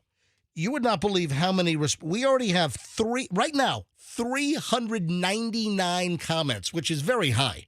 That's a lot of comments. There's already nearly 14,000 views in less than 24 hours on this video. But I'm serious. I'm asking people to suggest where should Michelle and I go on summer vacation, which would include our 30th wedding anniversary. And people are leaving all kinds of great suggestions. Somebody said, "Hey, how about Stockholm? Because that's the syndrome. That's the syndrome that Michelle apparently has." Brilliant. Yeah. So if you want to make a suggestion, where should we go on summer vacation, including our anniversary, 30 years? Go to my Instagram, Certified MJ Radio. That's Certified MJ Radio, and just leave a comment on where. And I'm gonna start sharing these. There are so many comments. I gotta compile it over the weekend. You got to whittle it down to. So I'm going to read some of the comments and the suggestions early next week here on the MJ Morning Show. But go to my Instagram, Certified MJ Radio, and tell me where you think Michelle and I ought to go on vacation and anniversary, 30-year getaway as well. Certified MJ Radio. If you don't follow me on Instagram, give me a follow while you're there. Certified MJ Radio. You better do it fast, buddy. Why is that? Because I got some great news. I have 4 weeks of vacation this year. Last year I only had 3. So this year I have 4 weeks. I finally bumped up. What, you hit some kind of benchmark? I guess so. Yeah, I got that from HR and I didn't ask any questions. I just said, fantastic. You got that from HR Puffin stuff? Yes. So I will. Last year I left vacation time on the table. I will be using all of it this year. So it would be nice if we could coincide some. We could overlap. Right? All right. Well, let me know. I mean, because you've been badgering me. Yeah. What are your summer vacation plans? Because, typically you guys like to, move the vacation around my schedule, but we have no schedule as of this point. But thank you for the hundreds and hundreds and hundreds of people that have already made suggestions. I highly appreciate it. So listen, since we've been talking, I've had 10 more come in. What are some of the suggestions? Yeah. Is Azerbaijan on there? All right, hang on. I'll give you a few of them right off. But I want to compile this. But I got people saying, here's one. Is Michelle running from the feds? What, because of her hat and sunglasses? New Zealand. Michelle, blink twice for help. That's what. Oh, God. Portugal. I mean, there's just a lot of suggestions on here. All right, moving along. TikTok update. Man, this is going to get ugly. The TikTok owner, ByteDance, is saying they would rather shut down than sell TikTok to a U.S. company. Boy, they're digging their heels in. Shut down. So is TikTok TikToking right now? So they'd rather lose money, leave money on the table by selling it to a U.S. company than let that happen. ByteDance, the parent company of TikTok, ByteDance is a Chinese company. This is where all the problems lie, that in China, there's no freedom. Any company, any Chinese company has to turn over whatever data, whatever information the Chinese government wants. They're not afforded legal protections. They're not afforded a court of law where they could challenge an unreasonable request. And TikTok's a national security issue because we've gone over it 100 times. It's a data collection, tracking portal. They can get into everything on your phone if you have the app on your phone. That's why I've never had TikTok on my phone. I don't have a TikTok account. I'm not using TikTok. If it is sold to an American company and it's verifiable that the Chinese have nothing to do with it anymore and the Chinese Communist government can't get their hands on data, then if it is sold, then I will get a TikTok account, but only then. But the owner, ByteDance, is now apparently saying that they'd rather shut down TikTok than sell it to an American buyer. And by the way, American buyers are lining up trying to buy TikTok. So we'll see what happens. Anybody known? Steve Mnuchin, former Treasury Secretary under the Trump administration, he's apparently put a group together to raise the billions that it would cost to buy TikTok. Billions. So we'll see what happens. I got some audio that we need to play here. I have Gisele Bündchen and the traffic stop. Remember we talked about this? Yeah. Look, I was just going to bring you this article. Got all of it right here. Yeah. Okay. Thank you. Roxanne, produced from me. We've already had the audio pulled. Okay.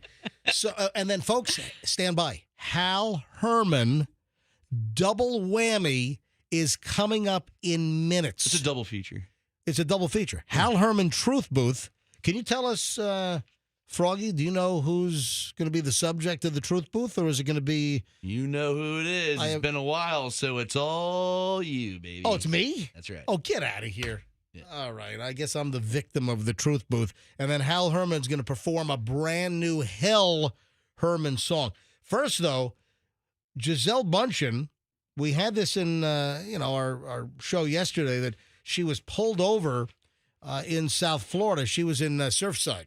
Surfside, a little north of Miami. That's where the building collapsed. Yes, exactly. Oh, speaking of that, what is going on with Ciro's? You know the Speakeasy? Yeah, I'm actually writing a web story about that right now. Hold on a minute, because is that building going to collapse?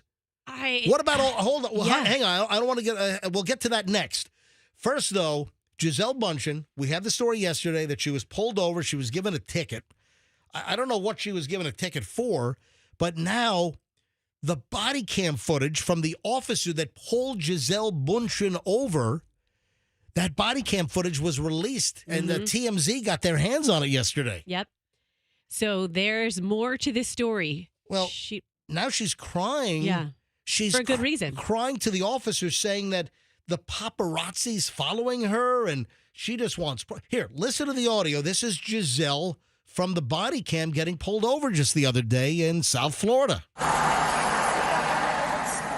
I'll give you a courtesy today.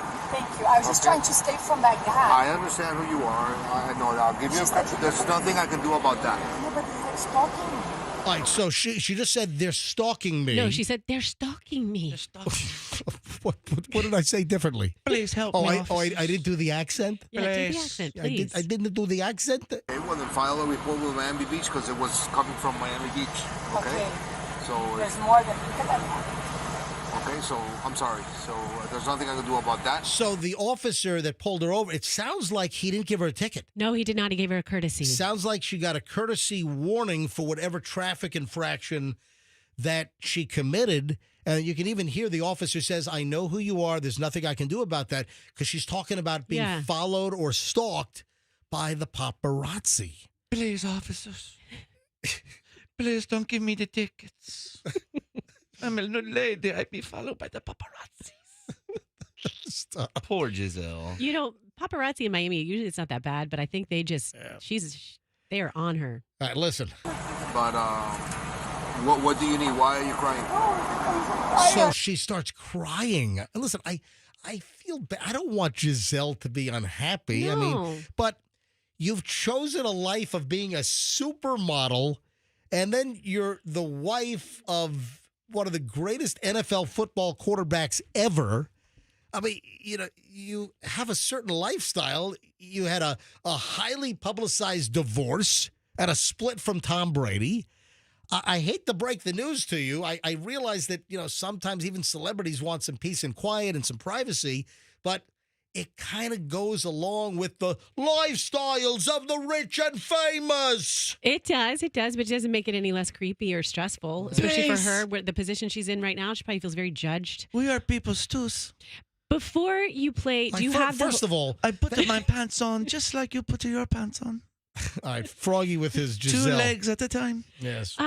Are you going to play the rest of her clip? Yeah. Okay, well, I'd like to say it first because I have the words here, and I'd like to say who sounds more like Gisele, me or Gisele, okay? Okay, go ahead. I'm so tired. I have nowhere to go. I have these effing guys after me. Nothing protects me. I can't do nothing. I just want to live my life. Oh, Gisele, you need me to hug you or something? Are you being creepy cop now? No, I'm not creepy, but I'm just saying. What are you, a Reno 911 porn stash cop? Come here, Gisele. Why don't you get in here and give Daddy a big hug? All right, let me play the rest of the audio. Everywhere I go, I have these guys after me. Nothing protects me.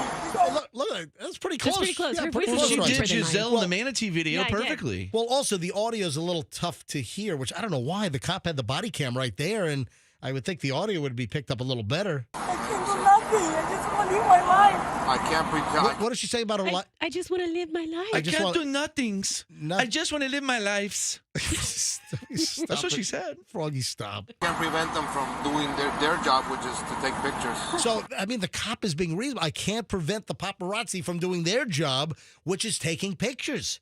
That's what Gisele says. Hey, what would happen if Gisele was down in Miami, out and about, and met Mark Antony? Oh, please, the Latinos Carators?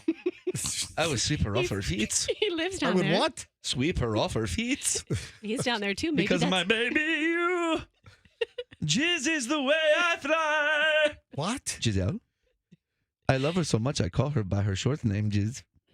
All right, here we go. Last 9 seconds. Do you need anything else? Can I assist you in anything else? Yeah, this cop just wants to get out of there. The cop sounds like Mark Anthony. I don't need... He does. I don't Officer need, Mark Anthony's hellos. I don't need this supermodel, this Tom Brady ex crying. I got to get out. The cops trying to get the hell out of there. Okay. All right. You're welcome. Anyway, I kind of feel bad for Giselle, but it kind of goes with the territory that the paparazzi, she was spotted kissing the jiu-jitsu guy recently. I know. Doesn't she have a right to kiss somebody? She's divorced from her husband. She does. I should be able to smooch as anybody I want to. All right. I have a woman that went nuts at the ticket counter at LAX. I'll get to that coming. And then she made a huge mistake.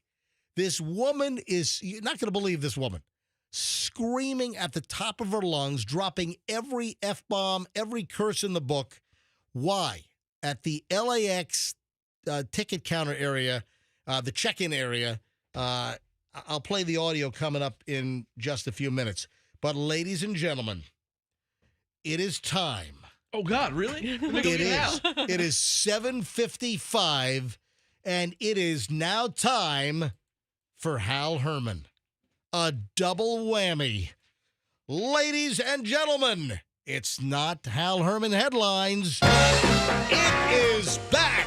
Ladies and gentlemen, it's time for Hal Herman's Truth Booth. Hal? Hopefully Hal's not coming off a double bender. What? Say it again? Hopefully Hal's not coming off a double bender. Yeah, I hope he doesn't break down crying like Giselle Bundchen. Ladies and gentlemen, here we go. Hal Herman in the studio. So not only is the Truth Booth back, Hey, everybody, but how's it also going? Hal Herman is going to perform another new track off the upcoming album. Yeah, we've been in the studio laying down some tunes. Yep. Getting prepared for the live gigs coming up. How's it going? Dude, stop. Don't. This microphone is all up in my grizzle. Well, listen, this studio is hanging by a thread to begin with. All right? Hey, man, you look like you've gained some pounds there, fat boy. I haven't gained any. Damn, look at you. You got man boobs. I'm at one of my lowest weights ever right now. Please, that's a lie. Yes. That's an outright lie. I'm at a very comfortable point. All right, so Hal Herman. How's it going, everybody? I wanted to bring back one of my classics. Yep, the Truth Booth, where Hal Herman puts somebody on the spot, or sometimes it's around the room. Yes. But it has been before, but today we only have one subject, and that is you, fatty boombalatti. Please stop. Again, I'm at my best weight ever. Oh, I heard you breathing walking up the stairs, and I'm worried about you. You didn't hear me breathing like walking up the stairs. Piggy McGee. Like what? Piggy McGee is what we used to call you back in the day because you were a little fat kid. You look like a little Piggy pig. McGee? A little Piggy McGee. Let's By the go. way, your feet are small too, a little baby feet. All right, we stop. All right. All right. We're going to do the truth booth today. Nothing but the truth. You know what it is. When you step into the truth booth, you have to tell the truth. Son of a bitch, I'm going to say it because I'm the host. The truth. Okay. All right. Now we have one person we're talking about today, and that is MJ. And MJ, I want you to play my music in between every question, the music, the question music. You mean the... No. You used to play the music. This is a production. Oh, you mean the... Yes. Oh, you want that? Okay. Yes. All right. Now remember, all right. MJ, you cannot say I don't answer. You cannot say a lie. Technically, the rules are if you're in the truth booth, you must answer the question. However, if they're completely invasive... No. Invasive is the name of the game. Invasive is the name of the game. What are you talking about if it's invasive? They're all invasive. You get probed in the truth booth. That's right. You get probed nice and deep. I'm already feeling like Giselle Bundchen at a traffic stop. All right, go. Very vulnerable. Go ahead. All right, now let's start with an easy one. All right, go Okay, ahead, now yeah. remember, you want to know the truth. So I have to answer the question truthfully. All right. Yep. For my question asking music, Yep. go ahead. MJ, have you signed your contract yet?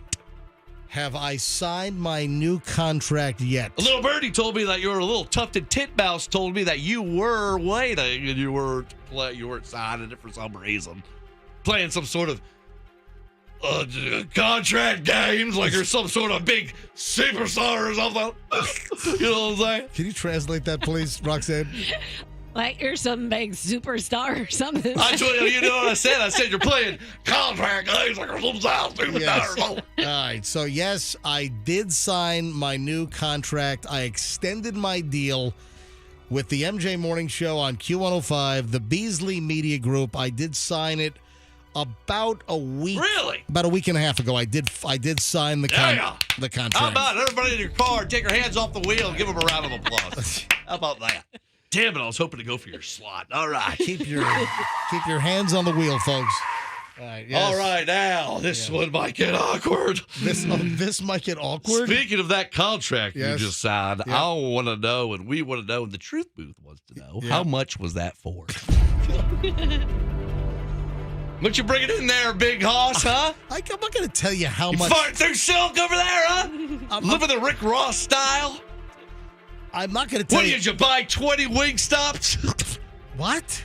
What do you own, a Walmart, you know? You're like Shaquille O'Neal over here, Mr. Big Shot, big contract. What is it for?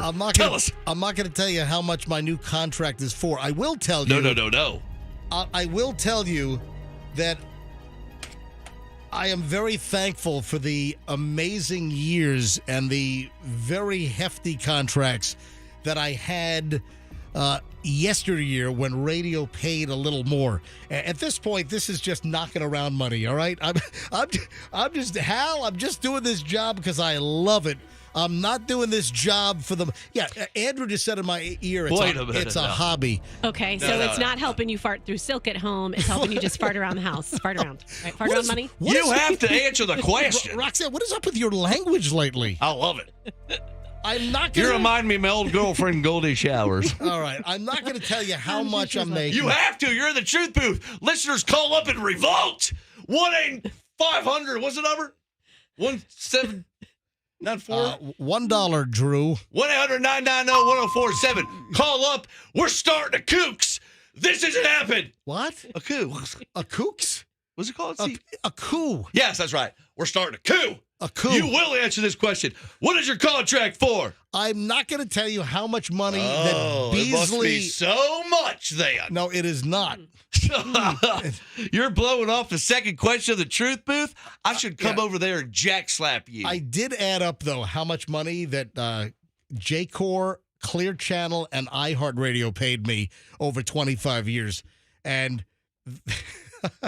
I'm very thankful for those. Listen, radio just doesn't pay what it used to pay. I mean, I had some crazy contracts when I was at the other company when radio was in a little better shape from a profitability standpoint. Yeah, absolutely. You're so full of it, your eyes are brown. You're just running me in circles. My eyes are blue.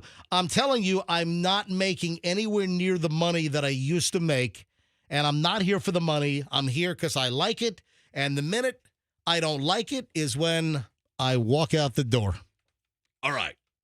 And that could be very shortly. But let's play. Can you imagine I just signed the contract and I just leave? Let's play the mountain climber game, all right? I'm going to do it with your salary, all right? Let's start at $25,000. I'm not. $25,000? Is it higher? Higher. It's higher. All right, Roxanne, do you have a guess? I'm going to guess. Like, do you want a real guess? I'm going to guess 500,000. Oh, obviously, you don't know how to play the game. You don't know how to play the game. Oh. All right, I think we got our answer. It's basically homeless. All right. Yes. Now I want to bring something new to the table. I had some crazy freaking years. Oh, I remember. Oh man, I remember. I had some great years, folks. But now I'm scraping nickels, man. All right, you go ahead. Shekels, if you will. All right. I want to bring in a new segment to the Truth Booth. Ooh. Are we almost done with this? No, it just started. I'm asking two questions, you son of a bitch. Two questions. I'd calm down. Hal Herman, calm down. Hey, I've been drinking all that. A new segment. Yes. Would you hit it? Okay. Would I hit it? Now, it's very simple. Would you hit it? It's just a question. It's a random one. I'm going to ask you a couple times during this. All right. Would you hit it? Number one, Taylor Swift. I would not. I would. Oh, well, hold on. Hal Herman just walked away. Oh, wait. I have a question. Are you kidding me? You said no. I said no. Did you see her in the bikini? What, Roxanne? Yes. Yes. Yes. Would you hit it? Is it in a vacuum? Is it in a vacuum? What like, does that mean? Would you hit it in a vacuum? I mean, in a vacuum, meaning no other components of your life. Like you're not married, you're single. This is a fantasy world. If Yeah, she was in you're- here, she said, MJ, I want Yeah. you to hit it. Would you hit it? In a vacuum. No, I would not. Taylor Swift does not do it for me. Does All not. right, that's an outright lie. It's not a lie. You asked me. This is the truth, Booth. I would not. She's standing in front of you. I would not. Like that movie with a girl with a bikini. Would with I- creep bikini. Would you or won't you? No, I would not. Taylor Swift does not do it for me. Hit her Okay. for another bikini, and you're going to turn her down. What doesn't do it for you about her? It's her perfect butt. I mean, I'm just curious. Hold on. Oh, my God. Hal, you caused me to be 5 minutes late with the cash kitty. Son of a... All right, hang on a minute. Let Hal do cash kitty. Sorry, I don't. All right, Hal, do the cash kitty. Do it. All Do right, it. here we go. Read the script. Here we go. Cash kitty time for $1,000. Go ahead. All right, here we go. To his cowards word is spell it. That's No, you Wait, what? You say the word and then spell it. He's reading from. Oh, yours weird is banana. No, it's not. Give me the thing. I'm having a hard time. I'm seeing double. Give me the damn thing. I'm already running 6 minutes late here. Okay. This hour's word for the cash kitty is bonanza. Oh, that's a tough one. It is. Yeah. They make it a little I harder. don't even know how to spell bonanza. Could you? Who's the idiot that came up with these words this time around? What do we do? Just shows from the 50s? They have the hardest damn words. Let's make it hard for our listeners to spell the word for the $1,000. The next word's going to be schnitzel or something, Right. This hour's word is bonanza. Bonanza. I mean, who came up with these words? All right. This hour's word is bonanza. Bonanza. Bonanza. Text that nationwide to 45911 before quarter after for a shot at $1,000 cash, or you can enter it on the Q105 app or at myq105.com. The word is bonanza. Bonanza. Bonanza. Like the old television show when I wasn't even born. Bonanza. Love that show. All right. So back over to Hal. All right, Herman. I got a couple more questions here in the truth booth. I think we're learning a Oh, lot. hold on. We done with Would You Hit It? Yes, you said no. Oh, I thought there was going to be a whole list of what I hit. Oh, there's another one coming. There's Oh. another one coming. All I'm going to jump around here a little bit. You know what I'm saying? And we're almost going to have a Hal Herman live performance with Hal Herman. You're going to love this song. All right. Okay. All right. All right. Chloe's new boyfriend. Let's get into him. Oh, no. Chloe's new boyfriend, Chet? What if Chet, Chloe's new love, and I've seen the pictures on IG, they are in love. What if Yeah, they are. They are. What if he came to you today and said, Mr. What's your last name? Can I have your daughter's hand in marriage? Oh, no. What Yeah, if you he ready asked for you that? that today? You went home today and he asked you today. What do you say to little Chet? I say absolutely not. You've only known her for... What? You're going to tear away the love of them? Yeah, so when you know, you know. Good You God. are one ruthless ass. Yeah, and not romantic at all. Actually, you want to hear a story? Please. So Chloe's known the kids since like 5th or 6th grade. Yeah, then they know each other. Yeah, so, but they lost track for years, and they've reconnected. Chloe met this kid first at Shorecrest in like 5th or 6th grade here in St. Petersburg, where Chloe went to school. Yes. And then, we moved away for a little bit, and Chloe, I think they lost track, and then Chloe kind of reconnected, and now she's been dating this Chet guy. Oh, my God. It's like it's meant to be. His name is not really Chet, but... It's like a Lifetime movie. He's cute. He's a cutie pie. So you would say no? At this point, yes. I would say no. You guys have not dated long enough. Okay, what happens when Chet pulls a gun on you? Huh? Then what? Okay, moving along here. Come on, dance! All right, I got like 3 more questions. We're going to run through them real quick, all right? They're hurry. easy, they're Okay. simple, All right, they're hurry up. nice, Okay. they're clean. Yeah, I'm sure they are. What's Yeah. Michelle's favorite position? All right, we stop not. What? It's a question in the truth booth. I'm not I would telling imagine doggy. 'Cause you. does not look at- Okay, Will yeah, you I was just stop gonna say. it. I am not answering You that have to answer these Well, questions. There's only say 2 if it- more. Just say if it involves facing each other or not facing each other. I'm not telling you Michelle's favorite. Is it reverse CG? All right, stop it. Come on, you gotta No. give us something. You can't turn down 2 questions in the truth booth. This isn't invasive at all. This is what people talk about. I'm not. This Next. is water cooler talk. Next question. Oh yeah, water All right. cooler. Yeah, at at the Geico Insurance Building across the street here in the office park. They're going to be saying at the water cooler later today, hey, did you hear what Michelle's favorite position? Get out of here. All right. What's Two the more next one? questions. Yes.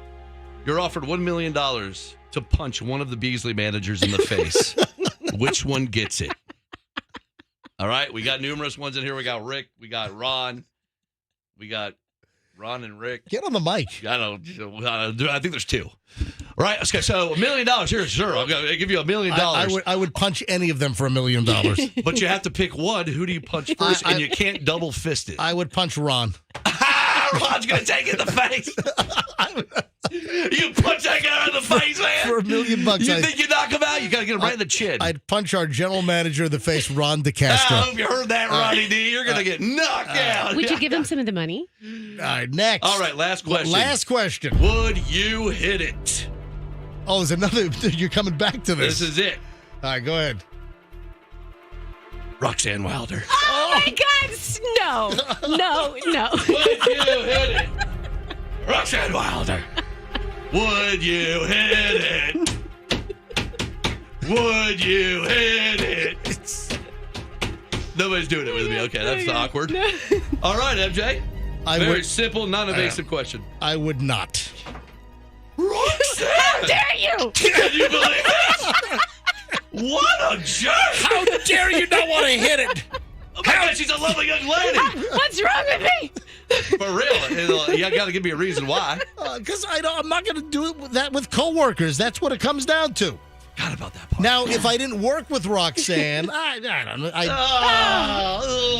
All right. No, I would not. Okay. Very You good. don't look at me that way. Thank you. Ladies and gentlemen, I see you giving me those googly eyes every morning. Talking about those are just my eyes. Everybody thinks I give googly eyes. They're just my eyes. I see you undressing me every morning. Oh, for God's sake. All right, I'm going to need you to play the Hal Herman intro with the countdown. All right, so. And then I'm going to call you. All right, ladies and gentlemen, we're going to cap off the Truth Booth with Hal Herman live. Oh, not this awful thing. Can't understand a word that's being said here.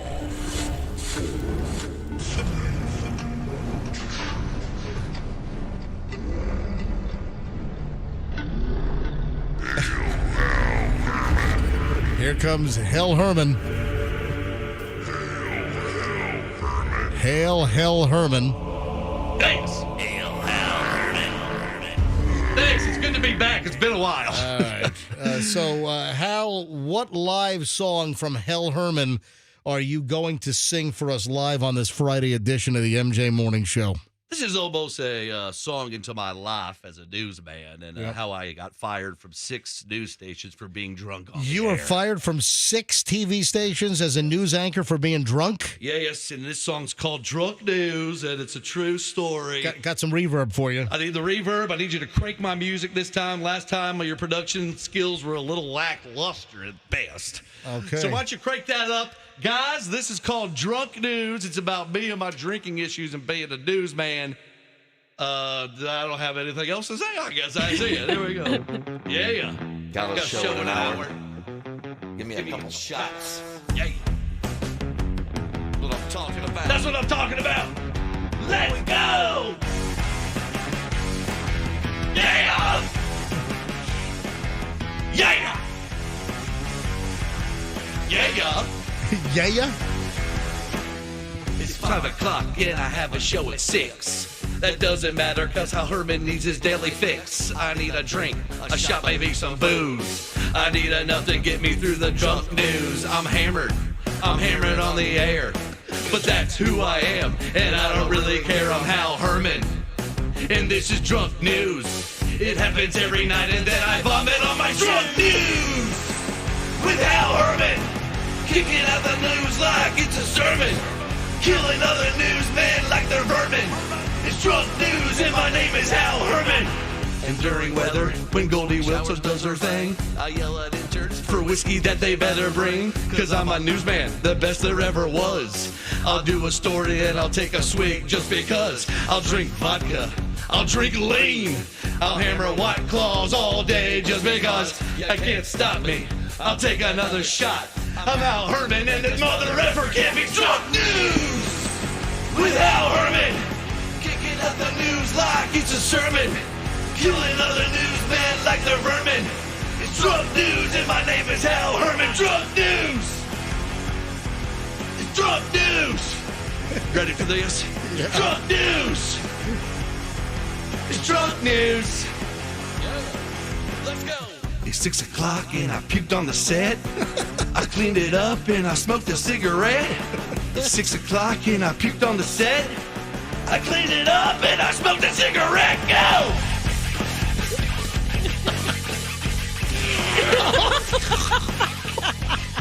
What?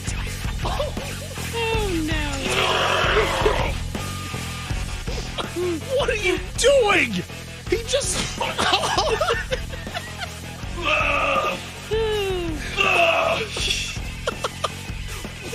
Drunk news with Hal Herman. He just threw up in here. Killing other newsmen like they're vermin. It's drunk news and my name is Hal Herman. I'll drink all day. I'll do the news and then I'll party. I'll smoke a bowl and then I'll drink some Bacardi. I'll drink all day. I'll do the news and then I'll party. I'll smoke a bowl and then I'll drink some Bacardi. Stop it.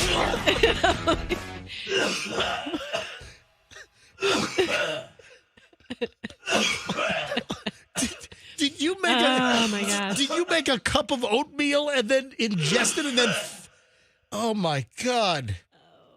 No, that's part of the song. Oh my dude, look at Andrew, did you get him puking all over the wall in here? Andrew. Oh my God. Look at the Q105 logo banner. It's covered with what is that, oatmeal? It is. Please play my music, my outro, because I'm out of here. I just rocked this place to shreds. Amazing. Hal can't walk. All right, Hal Herman is exiting the studio. MJ, we're going to have some serious cleaning to do. Oh my God. Andrew, can you please take Froggy's camera? Look at the wall. Can you see this? That is, what is that? It's oatmeal. I think he watery oatmeal. I think he made a cup of instant oatmeal, put it in his mouth, and went bleh, all over the wall. Look at the window, the wall. Everything is covered. Windows in the wall. Have you heard that song? No. Okay. Oh my God, this is. Yeah, that is a mess, and I don't know who's going to clean that, but not me. Froggy's going to clean it. That's who's going to clean it. It looks really authentic. It really does. Oh my God! Speaking of Taylor Swift, yes, wanting to do her. No, there's a controversy between Patrick Mahomes' wife. Oh, this is a crazy story. Yes. And then I want to talk about is the building where that Ciro's Speakeasy is that building going to collapse? All right, hold on to that thought. I mean, I hope we don't have our very own Surfside here on Bayshore in South Tampa. Hang on a minute. I've got questions. I got legit questions here. What's that noise? What's that noise? What are we listening to? How come we can hear something? I hear noise. Is it coming from Froggy's setup over there? Hold on. I don't know. Okay, talk while I run over there. Is that? Does he have a phone over there playing something? Oh my! Folks, you want to see there's crap everywhere. All right. That's a hazard. I just almost slipped in the watery oatmeal. Well, it's oatmeal all over the floor. All right. So Taylor Swift and Patrick Mahomes' wife. Froggy, you got to get a paper towel. Start clean this. What do you mean? What the heck happened? Yeah, what happened? What did Hal do? Yeah, look what Hal did in here, Froggy. I'll run that under the sink. Yeah. All right. So Brittany Mahomes, Patrick Mahomes' wife, Super Bowl champ Patrick Mahomes from the Kansas City Chiefs. Apparently some old bashing of Taylor Swift by Brittany Mahomes has surfaced where she had nothing nice to say about Taylor, but now that Taylor is dating Travis Kelce from the Chiefs, now they're besties, they're BFFs. She seems really... two things, feisty and quite annoying. Listen to this. Exclusive. Yeah. This is Daily Mail. Exclusive. Brittany Mahomes unmasked as fake and disloyal to Taylor Swift as red flags from desperate opportunists are exposed. Mahomes only inserted herself into the singer's squad to become relevant, according to insiders. Her cruel tweets about Taylor are uncovered from some time ago, and the pair have not hung out together now in months. Wow. So it looks like Taylor Swift is on to Patrick Mahomes' wife, Brittany. Whew, that's some You're crazy just stuff. Teasing me. It's Brittany bitch. Yeah, or I'm a bitch, Brittany. Would that be a better way to put it? Well, this is roiling the whole, harmony inside the organization. I just figured out who she looks like. I've got to IMDb the name. So Brittany hold on. Mahomes? Yes, I found her doppelganger. Hold on. She looks like a mullet fish. She looks like, did you guys see, it was actually in the news recently, 13 going on 30. You remember that movie with Jennifer Garner? I do. And Mark Ruffalo? That was really cute, right? And Lindsay Lohan? No. What was it called? 13 going on 30. It's when Jennifer Garner's a little girl. She's a 13-year-old, but she wants to be an adult. Right. So then she gets put into an adult's body. That's where they changed positions? It's not a swap-a-roo. It's just all of a sudden she wakes up and she's 30, but she's still, a 13-year-old in her head. It's a really cute movie. It turned 20. Yeah, wasn't that Big? Big is the same sort of principle. Exactly. Shimmy, shimmy, cocoa pop, shimmy, shimmy, pop. I had a girlfriend, a tisket. She said a tisket, a biscuit. Ice cream, soda, pop it in on the pot. Really? Go down the street 10 times a beat. I said it. I did it. I stole my mama's credit. I'm cool. I'm hot. Suck me in the stomach 3 more times. I keep cleaning up the wall. Okay, she looks like, tell me this isn't the truth, Judy Greer. Do you know who that is? I have no idea who Judy. She's been in like so many romantic comedies. I barely know what Patrick Mahomes' wife Brittany looks like, and then you name someone that I've never heard of, Judy Greer. Okay, well, Judy Greer was she was in 13 going on 30. Yeah. Academy Award winner Judy Greer. She's in all you've seen her before. She's in all the like Mean Girl. Froggy, you've seen her before. I probably recognize her face. But anyways, that's Brittany's twin, and if she's Foxy Brown, right? No. Anyway, so it looks like Taylor's on to Brittany Mahomes now, and they're not hanging out anymore. Or was that just they were hanging out when there was like a football game going on? So that friendship is. All right, let's come local here. Let's come to Tampa Bay. Let's specifically kind of like Google Maps zoom in on the corner of Bayshore Boulevard and South Howard. Now, I have not been to Ciro's in a while. I'll tell you what I loved about Ciro's. I remember I had a couple of good times there. Me too. Michelle and I, we'd go with a couple of friends of ours, and I've been to Ciro's maybe 3-4 times over the years. But the last time was probably 10 years ago, maybe 2014, 2013, 2012. It's been a while. And that's where you had to know, like, the code to get in. Yeah, that was fun. And cutesy. There was, like, a doorman and everything. And it was a speakeasy. And it was in, like, the bottom of an apartment building. That's where Ciro's right on South Howard Avenue, down from Burn's Steakhouse, right before you got to Bayshore. You got this older apartment building. And Ciro's was inside. They had this interesting, like, wooden door with the little speakeasy thing, if I remember correctly. But this is bizarre.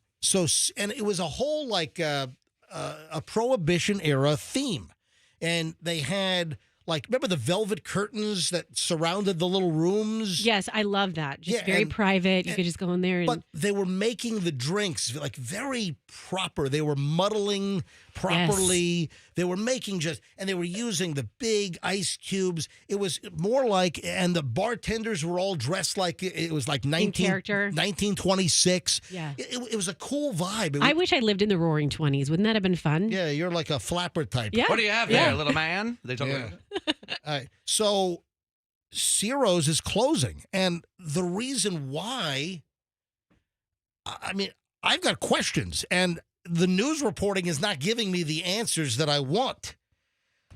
This is I've got a Fox 13 piece. I've got a Channel 13 piece. I've got a Channel 8, Channel 13.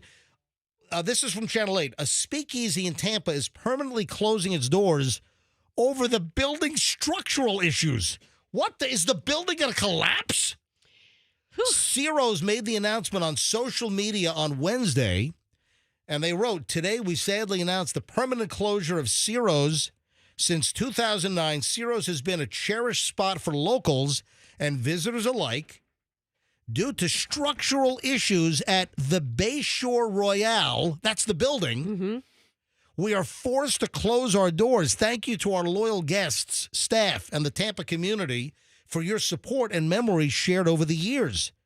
As they say, this isn't goodbye, it's see you later.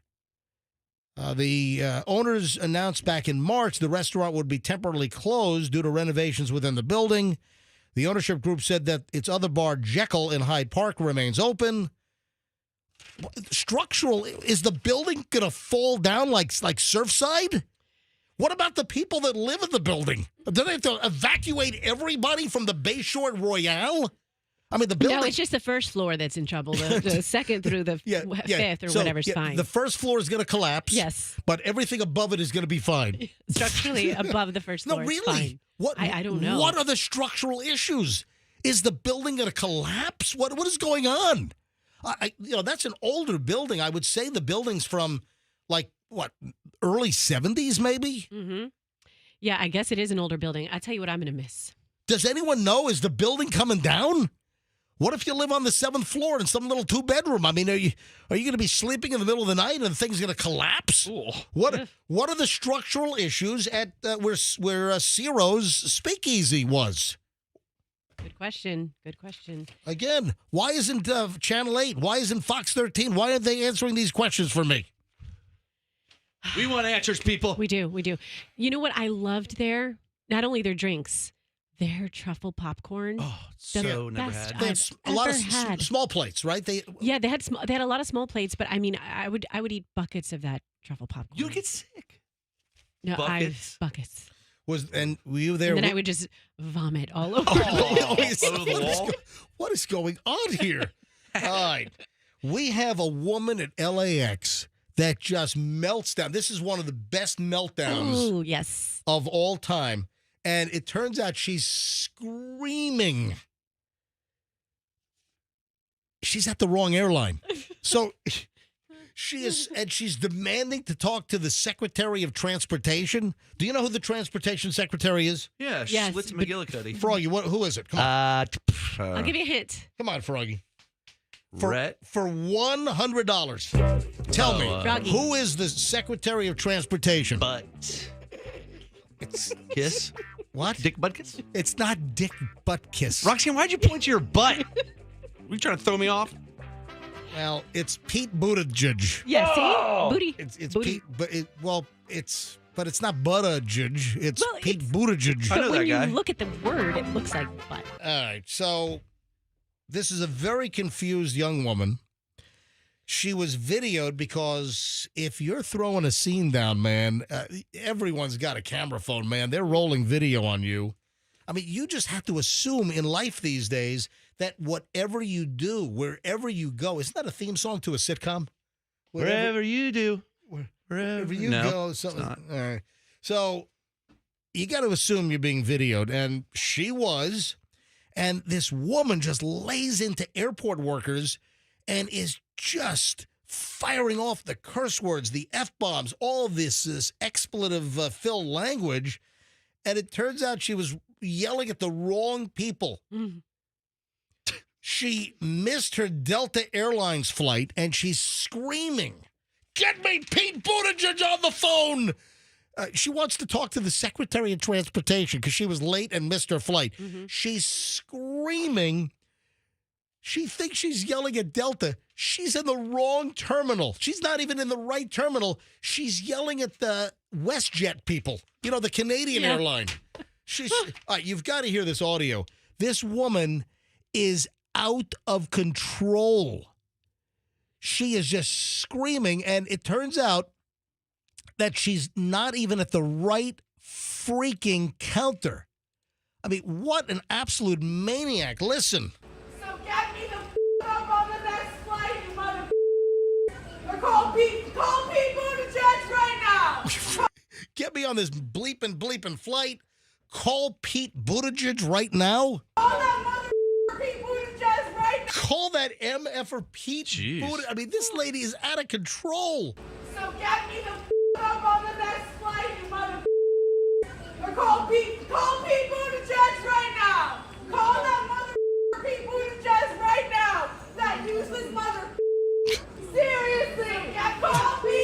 useless mother. Did you hear what she said? The head of the TSA. Call that mother right now. Get me up on the next flight. Get me on the next flight. Get me up on the next mother flight. Seriously. Oh, seriously? And pay for that. Pay for that. I will call Pete Buttigieg right now. Call his ass. Call his ass. Yes, how do I call Pete Buttigieg's ass? Hello?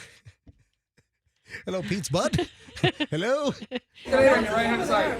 Are you on Delta? We're not Delta. You're TSA? Yeah. No, WestJet. Does you hear that? So then they're saying she was on Delta and she's screaming at the WestJet people. She was in the wrong terminal. She wasn't even in the right spot. That's my bad. I hope she calls into Am I the Jackwagon next week. Oh, man. Wouldn't that be great? You know what? People love Am I the Yeah, they do. Jackwagon? Yeah. Yeah. I've had a lot of positive feedback on, we're the jurors, me and Fester and Roxanne and Froggy. We're the jurors in Am I the Jackwagon, where you tell us a story and something just didn't go very well, and you tell us what happened, and we'll tell you whether you're the jackwagon or not. I've told you my story before. I wasn't that unhinged, but it reminds me of what I put myself in when I was flying from Phoenix I was supposed to go to Pebble Beach, whatever airport you fly in to get to Pebble Beach. And I got on the plane. It was one of those situations where you walk outside and you walk up the steps to get on the plane. Oh, so there was no jetway. There was no jetway. Thank you. This is Palm Springs? I was going, is that the airplane that you fly into? I was going, no, not Palm Springs. Palm Springs is in I'm sorry, where was it? Pebble Beach. Oh, I'm sorry. I thought. So Pebble Beach. Yeah, it's a small California airport that services Pebble Beach. Like Carmel. Maybe Carmel. Yeah. Or San Francisco. You didn't go to San Francisco? No, I did not go to San right. Francisco. It was a smaller airport. Okay. So I was going from Phoenix to this smaller airport in California. And I walk out, get on my flight. I'm on my phone, not paying attention. Get on the flight, sit in my seat, get comfortable. And the flight attendant came up to me and she's like, excuse me, you're in the wrong seat. And I'm like, excuse me, look at this. Oh, 5B. Let me guess. You're on the wrong plane. Yes, wrong plane. Wrong plane. When you have the commuter, like small planes, and they have that big waiting area, and they like take all kinds of people out, at one time. In the wrong little cattle prod area. Oh, yeah, man. I went in the wrong direction. Wow. And so I got off that flight, obviously embarrassed, and then tried to get on my other flight, but it had already taken off. So I was delayed like a day. It's absurd. You missed the flight? Oh, yeah, I missed it. Oh, wow. Yeah. Wow. Look at that. So, I know the feeling. Speaking of airplanes, apparently there's something even more dangerous on Alaska Airlines than a Boeing 737 MAX 9 door blowing out. A killer whale? No. That would be scary. On board Alaska Airlines. Board Alaska Airlines, there is something apparently more dangerous than what happened with that door plug blowing out.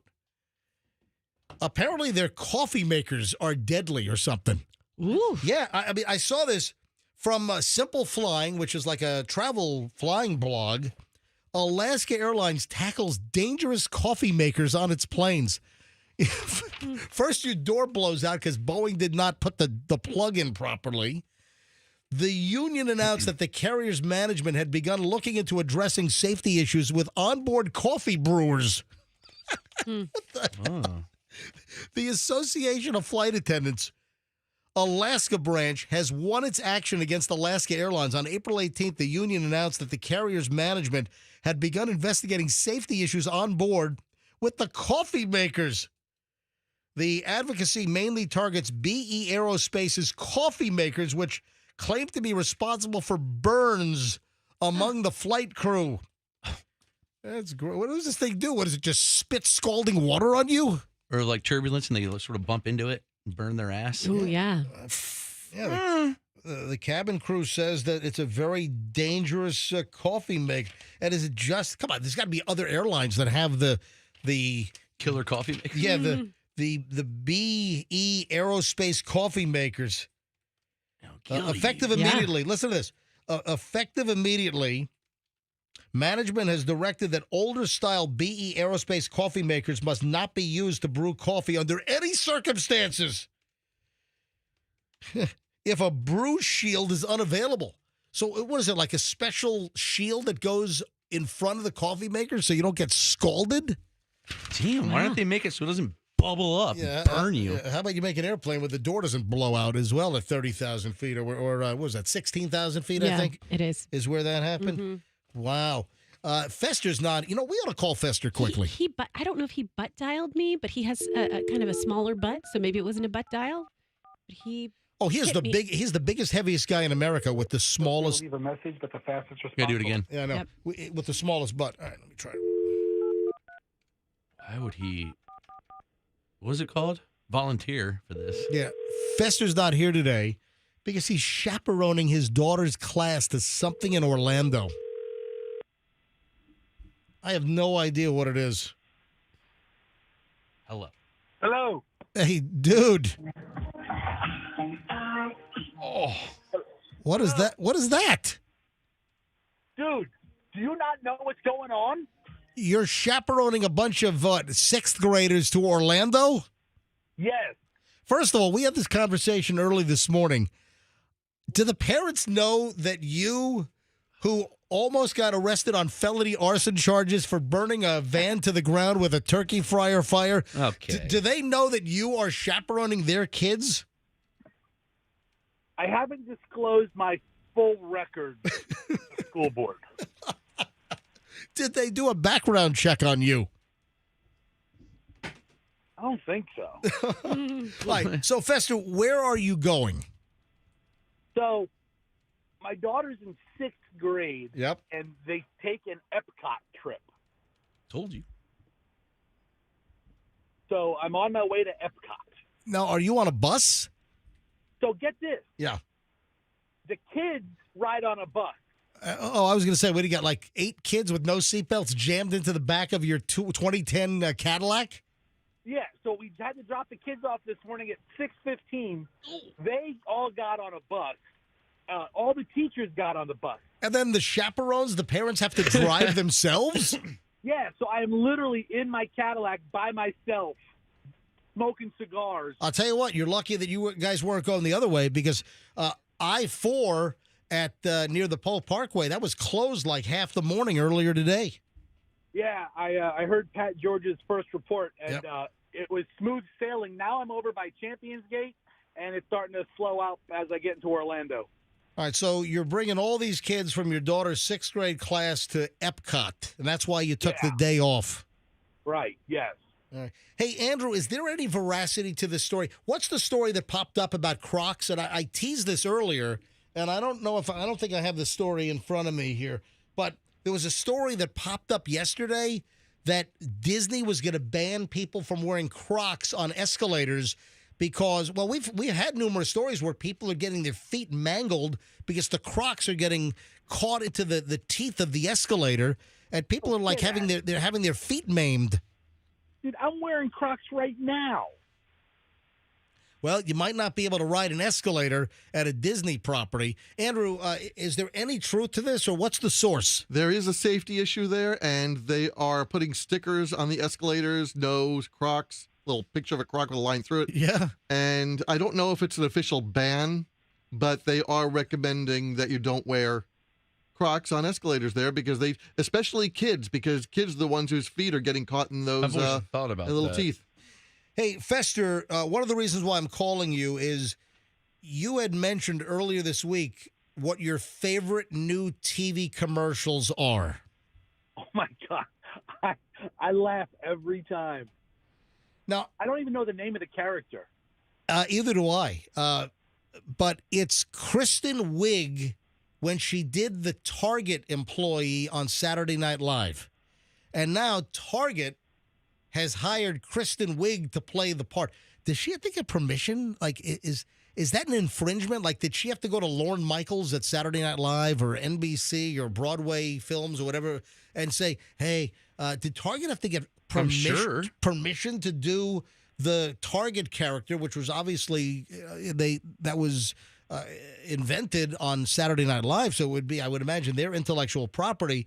They all are, because he might make movies with any one of them. Now, so I think he does that. There are now, Fester, there are commercials with the Target lady, but then I found a YouTube recording. I found a YouTube video where there are like non-commercials that appear to be just a whole series of like little outtakes or vignettes or something. I think there's like 8 commercials out there, and I think I sent you a link that had every commercial back to back. Yeah, all right, listen to this. I can't believe I get to work at Target.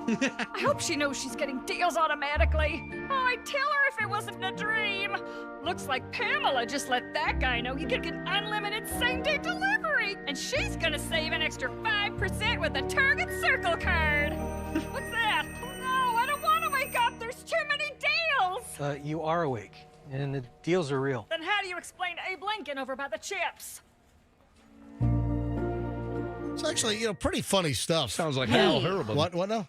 Oh, it's a female Hal Herman. Exactly. Roxanne, you can do an impression of her, can't you? You used to. No? Oh, no, that's not the one I do the impression of. Who do you do an impression of? Molly Shannon. Oh. Right? Remember? You mean the The smelling the armpits one, but I wouldn't do that. I would do the one where she's like, I'm 50 and I like to kick and that's Sherry O'Terry. Yeah, Totally different person. All right, here's another one. Hey, Target manager Haley. Hey, listen, I wanted you to be the first to know that Target now has unlimited same-day delivery with Target Circle 360. How'd you know that? Let's just say a little birdie told me. Hey, lady, did you hear the news? It's a talking bird. It was Judy, wasn't it? Anyway, it's pretty funny stuff. And those are like actual commercials, but then they have a series of what appear to be like quick little outtakes. You gonna use your Target Circle today? Can I? Yeah, you'll save a little extra. Peanut butter. You want to know something weird I do with peanut butter? No. No. I like to put it with 2 pieces of bread and jelly. That's not weird. But I put the bread in the middle. It's not messy because I wear gloves. Here's another one. Oh, I see you're using Target Circle today. Yeah, I found An espresso machine. Oh, I love the little coffee pods. Sometimes I like to sprinkle them out in my garden in case any tiny animals run by and they need a place to sit. Do we have more of these? Yeah, they're just over. Oh. Yeah, then she walks off. Gets us more visual. Just walks off from the customer. Then here, this is pretty funny. You gonna be using your Target Circle today? You bet. I bet once, and I want a milking cow. False eyelashes, I love these. Sometimes I like to take them out and crumple them up and put them on the floor in the break room and yell, Spider! You want to promise me you'll try it? Sure. Anyway, I don't know how long I could take those. Yeah, after the first one, I was like, all right. The burn is going to be, I think, fairly quick on that. I can't imagine that's going to be a campaign that they're going to keep up for years, Fester. No, I can't either. Ow. Ow. All right, buddy. She's not exactly It's Flo. pretty creative. I like it right now. All right. Hey, listen, enjoy your chaperoning at Epcot. Is there a plan? I mean, do the kids get to drink beer and wine as well? Dude, if you're in my group, you do. That's great. Chaperone arrested for giving kids beer and wine at Epcot trip. Well, this is the Hot Mess Express, man. The kids are all on the bus. There's like 20 cars of parents, and like 3 other parents come up to me like, "Hey, do you want a carpool?" And I was like, "Yeah, you guys smoke cigars?" Like, no. I was like, and they're like, "You're really gonna smoke before you get to the?" I was like, "Yes, I'm gonna smell like an ashtray." Oh. Crap. Hey, Fester, it's very funny. You just said Hot Mess Express. Yes. Did you see a story last night that used those exact words in a headline by any chance, or no? No, I went to a bar years ago, and all the waitresses had a shirt called the Hot Mess Express, and I thought it was the funniest thing. And I've used that to encapsulate my life for years now. Well, it's very funny that you brought that up because I saw a story last night about how moms are using the color of their SUV to see if they're a Hot Mess Express. From the Post, listen, a trend is growing on social media defining what kind of mom you are, depending on whether you drive a black or white SUV. Having a black... What? I saw a video about this, and one of the mothers drove like the battleship gray color, and she was pooping on both of the other colors. Yeah. Having a black Okay, don't say it yet. Don't say it yet, because I drive one of these colors. So let's see if I fail the test. Well, and I'm a hot mess. Reveal what color SUV you drive. White. Yeah, you have a white SUV. Yes. That's what Roxanne drives. Having a black or white car is no longer about liking this particular color or tone, but rather about who you are as a mom. Mom of two, Carly Mary Butler, jumped into the chat to admit she's a black SUV mom and owns it loud and proud. So I've heard this mom trend going around that's basically like white SUV mom is put together, she's on top of it, but a black SUV mom is a hot mess express. Oh, I beg to differ. Yeah. What? I mean, ZFGs, bro. Man, we ought to go to phones on this. I don't understand. You know what? I think my friends who drive black SUVs are more put together. Maybe it's a Florida thing, because think about it. What car is harder to keep? It's harder to keep a black car clean, right? Mm-hmm. So that's aspirational. Yep. If you're going to drive a black car in Florida, you're going to be like, I'm going to keep this clean. All right, White cars, you have more wiggle room. Let me go to phones quickly here. I don't want to run too late here. Let's go to phones quickly. Any SUV driving moms listening right now, how do you feel about the story that black SUV driving moms are a hot mess express, whereas white SUV driving moms are much more put together? Yeah, Froggy, you got all kinds of crap on the windows. I'm working on You it. need some Windex over there, folks. If you I missed, got it. if you missed the Froggy Hal Herman performance, What do you think of the song, though, huh? I did like We the loved song, it. That was pretty but good. I didn't like you throwing up oatmeal all over the walls. What happened? Watch MGTV. Yeah, watch MJTV. What happened? Hal Herman happened. Okay. I thought I was doing Truth Booth today. Well, it was. We did it all. It was Truth Booth into a new Hal Herman song. All right, Fester, I got to let you roll because I want to take some phone calls here. Okay. I got jokes if you want them. Actually, hang on. I can keep you on the line. Hold on. Let me just conference you in. All right. So I want to hear from moms right now. If you are an SUV driving mom, or maybe you don't have a black or white SUV, but maybe you know other moms that have black or white SUVs, do you agree that black SUV driving moms are a hot mess express, that the white SUV moms are more put together? Yes or no? Listen, you could be driving a black or white, or you know other mothers that are driving black or white SUVs, and where do they fall? Is there any...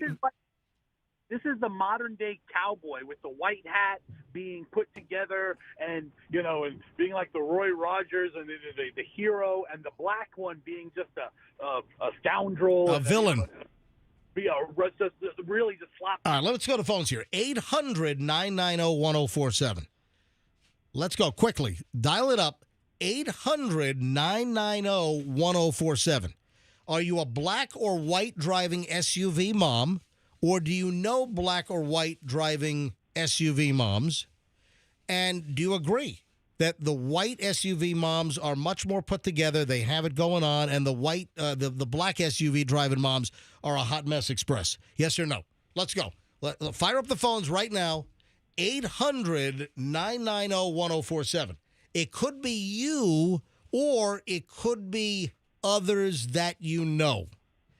800-990-1047. All right, phones are ringing. Andrew's screening. Grab a call as soon as I can. 800-990-1047. Need to hear from SUV driving moms right now, black, white, or if you know somebody. So while Andrew's screening away, Fester, what were your jokes? No, listen, Roxanne, I think you are a white SUV mom. I mean, you care about your kid's appearance. You're not rolling in late looking like a disaster everywhere you go. That's me. That's everything you just said is opposite. No, I was the other day I was stopped by my child's chapel, and I was doing her hair while she was trying to sing because it was so messy. And I was Yeah. SUV moms don't even send their kids to chapel. All right, Thank you, Fester. Thank you for thinking I'm put together. all right. Andrew is screaming away, answering calls. Roxanne, you're a white SUV driving mom, but are you put together, No. or are you? But you're No, I'm not. You're not. But here's the thing: I accomplish a lot. I do a lot. Roxanne, But you don't come into the school wearing Lululemons and a cutoff T-shirt. No, I and don't. Hair up and smelling like cigarettes. No, because usually I got you. With Okay. track marks on your arms and, No. and meth scabs on No. your forehead. Usually not. 2 different flops on. That's not you. No, yeah, I'm put together. Okay, I see. Yeah, you're kind of put together. Everybody's a mess, but you're a put together mess. Yeah, I'm a very put together mess. One time I was driving to pick up my child and I needed to put my hair in a scrunchie and I couldn't find one, so I put underwear in my head. Right.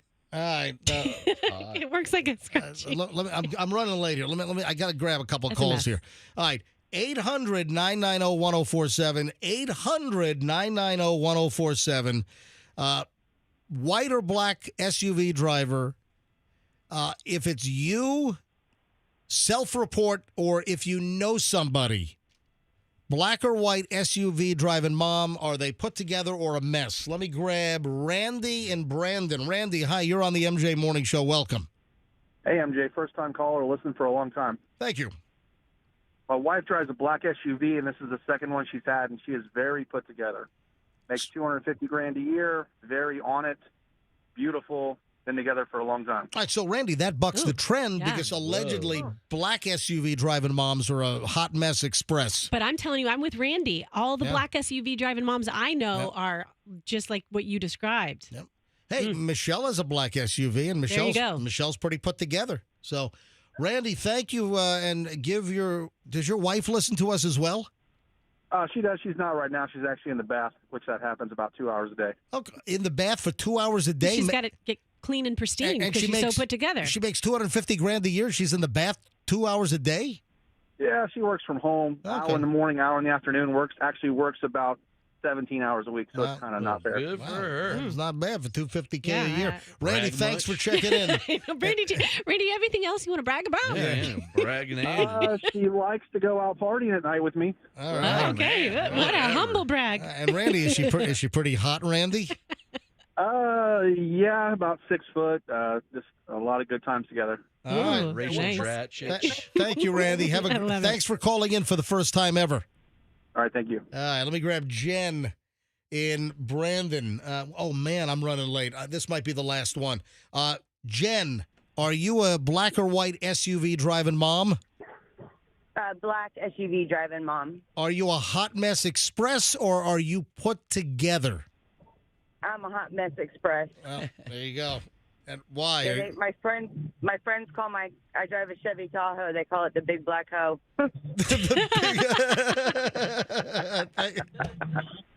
That's funny. All right, Jen, thanks for the call. Thank you. Have a Bye. Have a great day. Oh man! All right, Fester. Anything? I'm running way late here. Go ahead, Fester.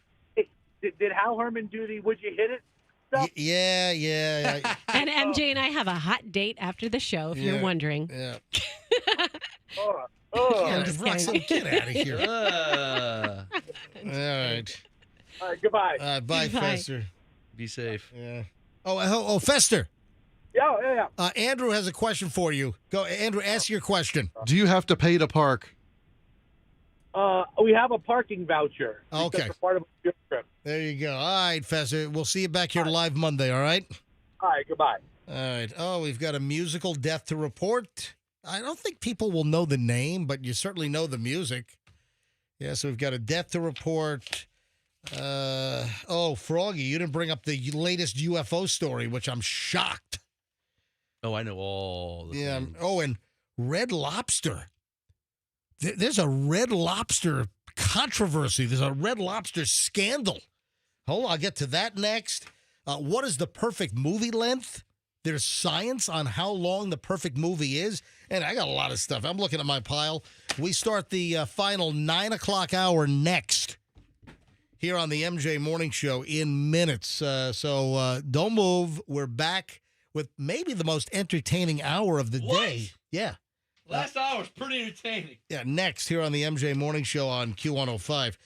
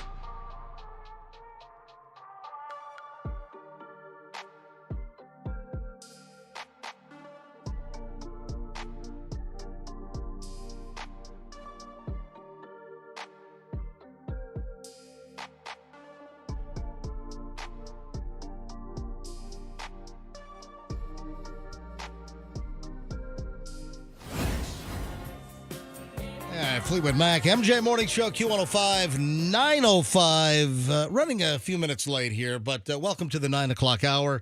And, the big question is, will the 9 o'clock hour remain? Do you like the 9 o'clock hour, or would you like us to already be gone in our cars, in the parking lot, and out of here? Yeah, unless I just, you catch some rumblings, and, you got the radio consultants and the radio geniuses. The tinkers. Maybe we ought to just stop the MJ Morning Show at 9 o'clock and just play more music, and just, all songs. And then, so, I asked the question, and I have like 700-800 emails already. It's unbelievable.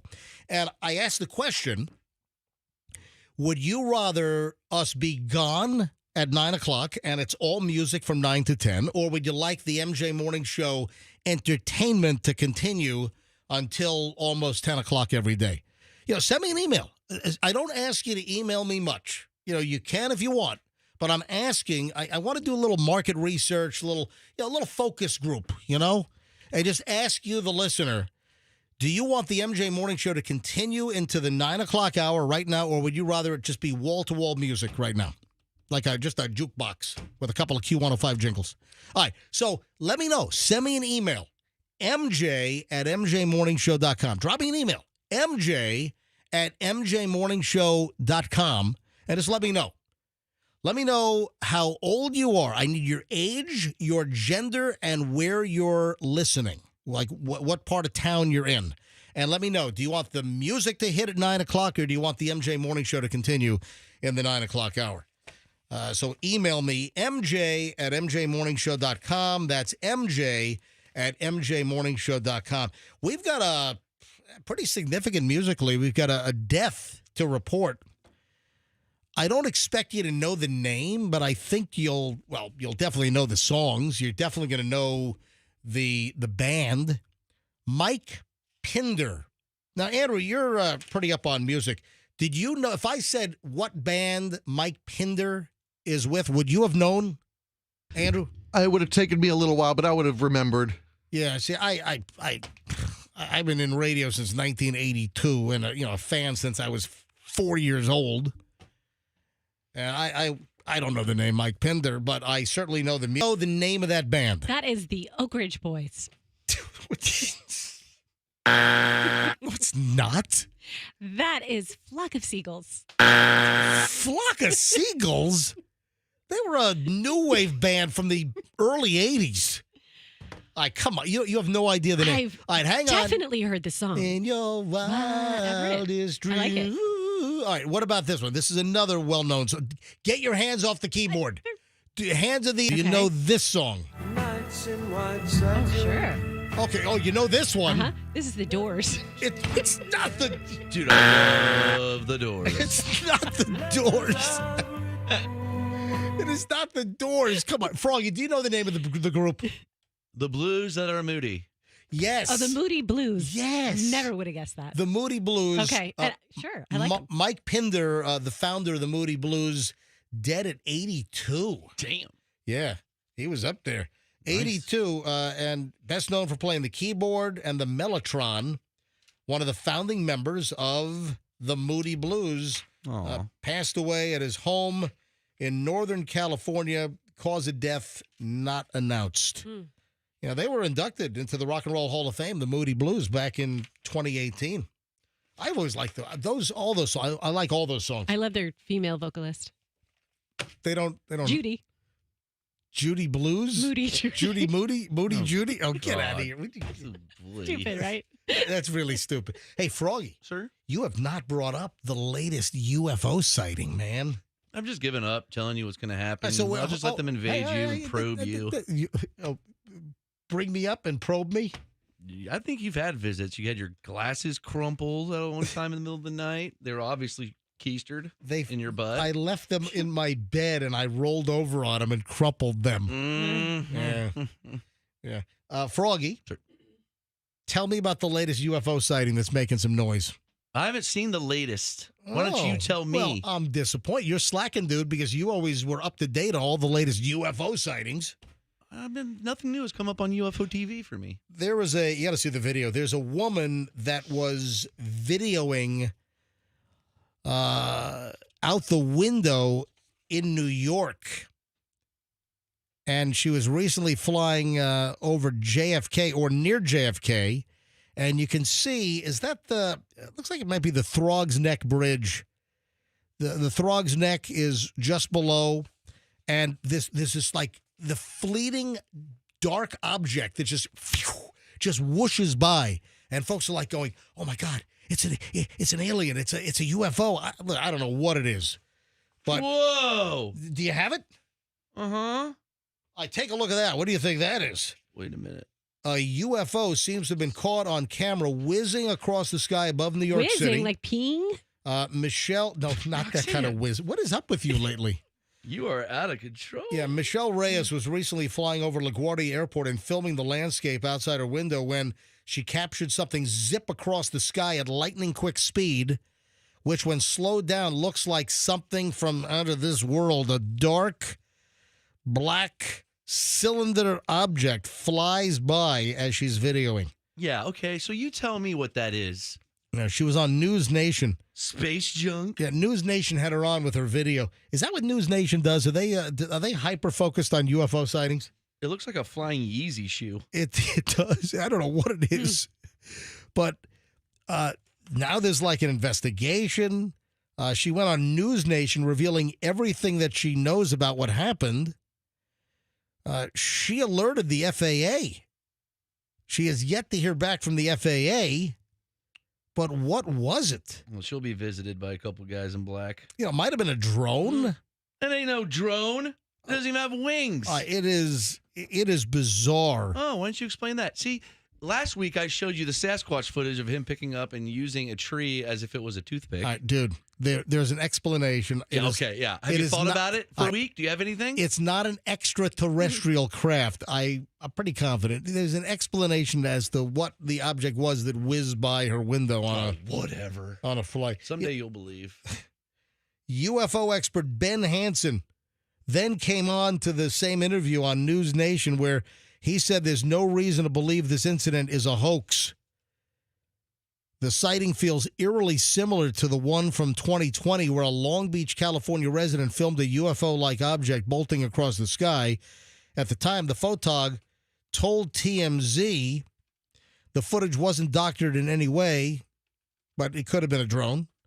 So the latest UFO sighting, what was it?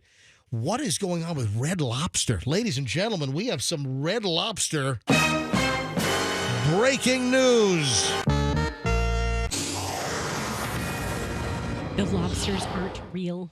Yeah. You know, you know where the first Red Lobster was? Where? In Tampa, Florida.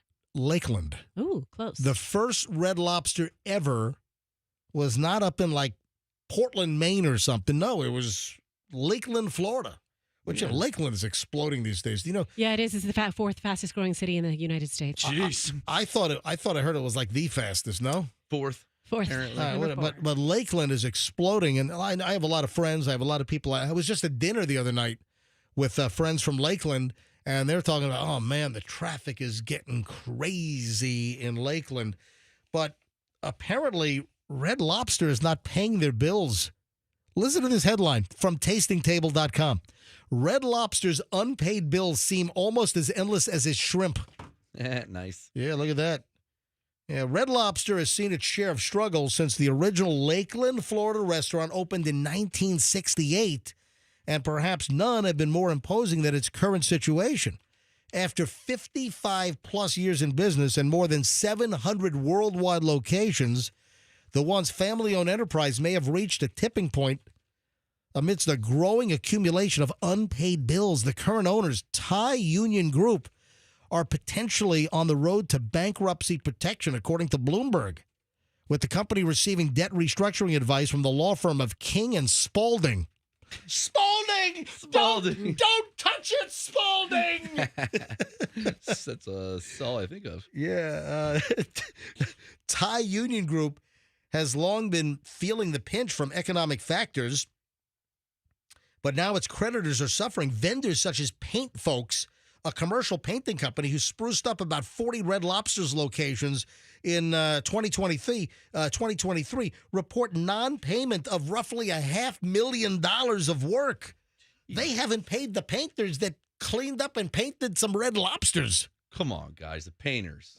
Pay the painters. Well, listen, we had the story, I don't know, a month or so ago, how Red Lobster was losing money. I think it was third quarter, fourth quarter, whatever. They Off the lost shrimp? because of the endless. They were getting eaten out of house and home. I guess that marketing backfired on them. Yeah, so apparently they owe a lot of people a lot of money. They're apparently not the only ones, not just the painters. Data from CreditSafe shows an increasing trend of late payments, almost doubling from 26-day delays to 48 days behind last month in March. But a lot of it, the endless shrimp. Here's a little recap. With a strong focus on seafood, including its namesake, lobster, as well as crab, shrimp, and fish, it's a given that Red Lobster's fortunes rise and fall with the currents, figuratively speaking. In reality, it's not just market conditions that affect profit and losses. Retail-level pricing and promotions appear to have played a recent hand in the relatively rapid decline of the restaurant chain's viability.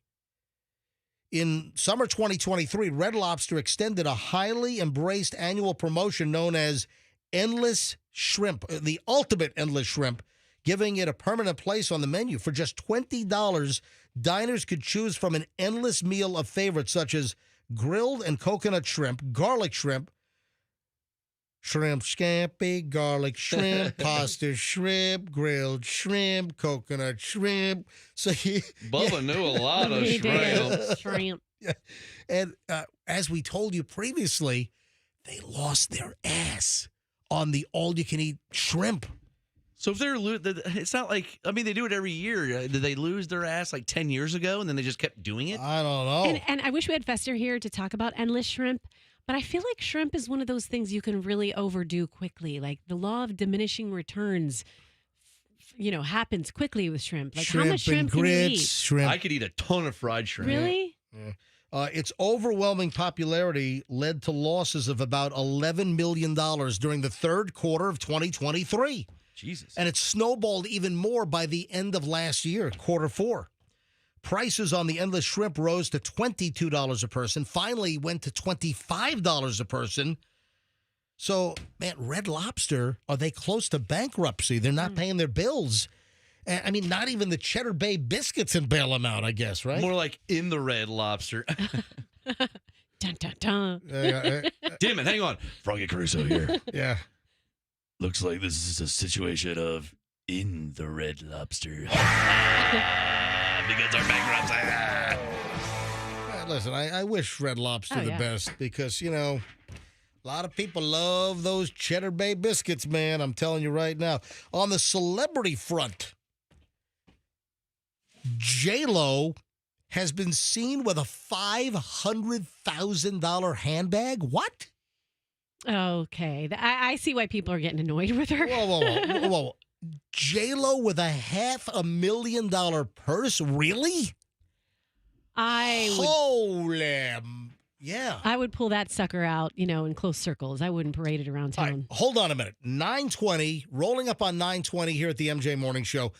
Let's get into this. J-Lo and her $500,000 handbag. Listen, this is on the heels of they just canceled her tour.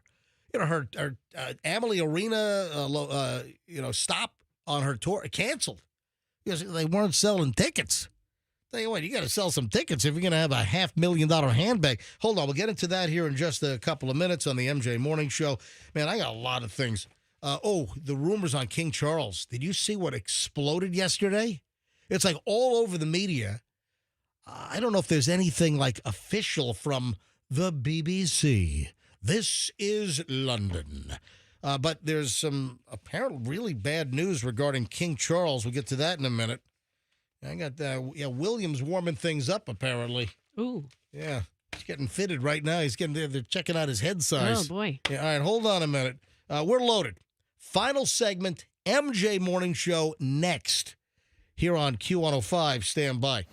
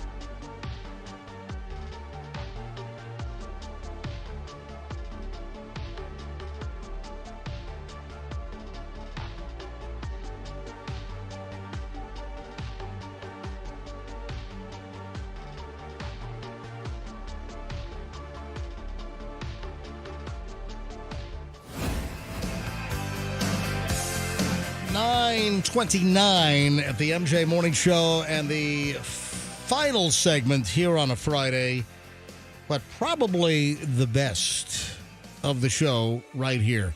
Hopefully you got a good weekend planned. You know, I guess I can say it now without screwing it up. It's do or die for the Lightning tonight. Remember we did yesterday? It's a do or die situation. Yeah. And I screwed that up because I thought that the Lightning had to win last night to remain in the hunt, but actually it's tonight. So if they win, you still screwed it up. What? You still screwed it up. What did I screw up? They play tomorrow. That's what I meant. I said that earlier today. All right, so the Lightning play tomorrow night. So the Lightning. They played last night, and the Lightning lost. They actually had a lead for a little bit. You're not allowed to talk about them anymore. Yeah, see, I know nothing about hockey. But anyway, I want the Lightning to win. I really do. Okay, you can stick to that. That's all I can say? Yes. That's all. That's Bolts. all I'm approved to say. Mm-hmm. All right, so the Lightning, yesterday, I was singing, it's a do or die situation. I was singing, Pat Benatar, Invincible, that yesterday was going to be a do or die situation, but I was wrong. So the Lightning lost. So now you got the Panthers are up 3 games to zip. So best of 7. So If the Lightning win tomorrow, game time, 5 p.m. at Amalie, if the Panthers win tomorrow, it's all done. But listen, even if the Lightning win tomorrow, it's a long road. It's 3-1, and that's a long road to hoe. Listen, I really want the Lightning to win, but I don't think it looks too good. All right, back over to J-Lo. Do you know what handbag she has, Roxanne? That's $500,000 freaking dollars. I'm not a big handbag label person, so I probably do not know. I say a Louis Vuitton. It is not a Louis Vuitton. That's the only one I know. How about a Burkup? What is it?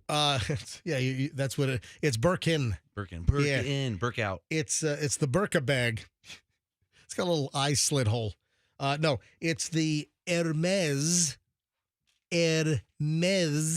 Birkin bag, and she's got one that costs $500,000, which I frankly think that is just obscene, absurd, ridiculous, beyond description. But she was seen in New York City with her Hermes Himalayan Nilotictus Birkin bag, estimated to be worth $500,000. Damn. Yeah, that is bleep you money if I've ever seen it. So I was watching a UFC fight, and Conor McGregor was there, and he had a $700,000 watch on. It's all probably a Richard Mille, what I'm guessing. It looked expensive and weird. Yep.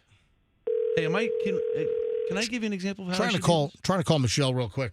I thought you were calling Julian for this. No, not yet. Okay. Right. Confused. Michelle has a bunch of things today. She might not be able to pick up. I wanted to get Michelle's take on a $500,000 handbag. Snatch that thing. Oh, you know what? She's in an appointment right now. Yeah, she actually had a workout. Yesterday, we had to change our workout at X-Force because we went to the Hillsborough County Sheriff's Office memorial service for fallen deputies yesterday. That was at 10:30, and typically that's my workout on Thursday. So Michelle and I moved our workouts to today, and Michelle had another appointment, so she went like really early this morning. So I think she's at her appointment now. That's not why she's not. But that's ridiculous. A $500,000 handbag. Listen, if you make the money, you should be able to spend the money the way you want. But come on. Yeah, I agree with that. A $500,000 handbag. It just seems asinine. I'm sorry. It seems ostentatious. MJ, just remain calm. We're going to get you out of here as soon as possible. You know what? It's ostrich. Is this one made out of ostrich? It's ostrich. Ostrich-tacious. Leave the head on it. Is what it is. I want a llama bag. Oh, that is awful. 500 anyway. It's not awful. I mean, give me a break. People have $500,000 cars. Yeah, well, I think that's also ridiculous. No way. Red Ferraris are sweet. Yeah, I'm not into. Listen. There are a few vices I like. You used to like cars. What happened? Oh no, I still love cars, but you used to really like them. Yeah, you kind of all my friends. I had a bunch of friends that would have like really serious cars. I had numerous friends that had Ferraris, and they've all outgrown it. Yeah. Yeah. I would imagine it's a phase. Yeah. All of the guys that I knew, and I've never wanted a Ferrari. Now, have I loved looking at Ferraris or riding in or driving one? And I've driven friends' Ferraris. Is Ferrari a fascinating, phenomenal vehicle? Yeah. I mean, they're gorgeous. They're works of art. But I never wanted an exotic. As far as I ever went was, owning a Corvette. I'd rather have a Ford. Yeah. Hey, listen, the Ford F-150 that you're driving. I don't see how you've never had a truck. It just blows my mind. Well, we've had SUVs, but a truck with a bed like a man. But I've never had a pickup truck. But listen, your F-150 from Veterans Ford is. How have you seen that and not wanted one? That is you know what? I look at your truck, I'm like, man, that's a sweet looking pickup. That's right. I even clean it. It is. So and Veterans Ford, baby. One of our sponsors, Froggy's got a Veterans Ford. And hey, quick little impromptu. If you are looking for a Ford car or truck, you go to Veterans Ford, tell them you want the MJ deal, and they will not be beaten by any other Ford dealer in town. Go to Veterans Ford, tell them you want the MJ deal. All right, so this, I don't think it's looking good. There have been multiple reports, but I haven't seen like ABC, NBC, CBS. Andrew, can you take a look and see if there's any new reporting out? But many outlets yesterday, like TMZ, New York Post, I saw, other, publications, but none of like the major, like the BBC. But the story is that King Charles is reportedly not in good shape. No, he just got the gig. Well, I know. That sucks. I mean, here, Mama couldn't abdicate. Yeah. Mama Queen, Queen Elizabeth II. She had it for 70 years, for God's sake. She held on until, what was she, 95 years old? I'll never die. Whatever it was. And, she would not give it up. And here comes King Charles, and he gets it in his 70s, and now he comes down with cancer. And for whatever reason, yesterday, I mean, typically if there's a little bit of smoke, there's fire, but a whole bunch of sources yesterday saying that King Charles' funeral plans are reportedly being updated amid the cancer battle. There are reports that his cancer treatment is going poorly. Oh, boy. Oh, that's terrible. Man, would you get the king over to Moffat, please? For real. Well, who would be next in line? Queen, what's her name? Caramello? No, it's not Caramello. What's her card? Camilla. Is she next? No, sounds delicious. No, William. Prince. Oh, okay. I could deal with that. So if King Charles dies, it's William. William, I think they're taking measurements for his head for the crown. I think they are. He's got the perfect head for it. All right, now Andrew says that there's going to be an update. Andrew, turn your mic on in the producer booth. What are you seeing out there now on King Charles?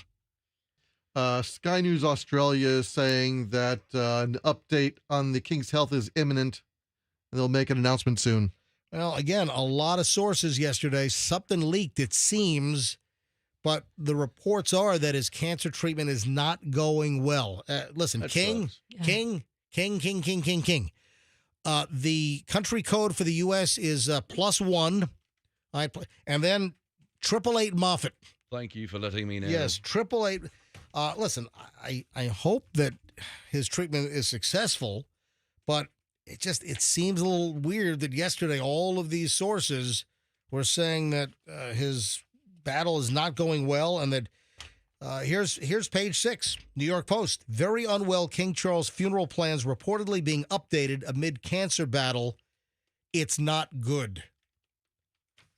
Oh, well, him and Kate going through it. Yeah, right? Yeah, that's true. Thank you. Yeah, Kate Middleton, what is she, like 42, 44? Yeah. She's young. How old is Kate Middleton? Can you look that up? I think I will Lower look it up, 40s? but I think you are correct. I think she's going to she just turned 42 in January.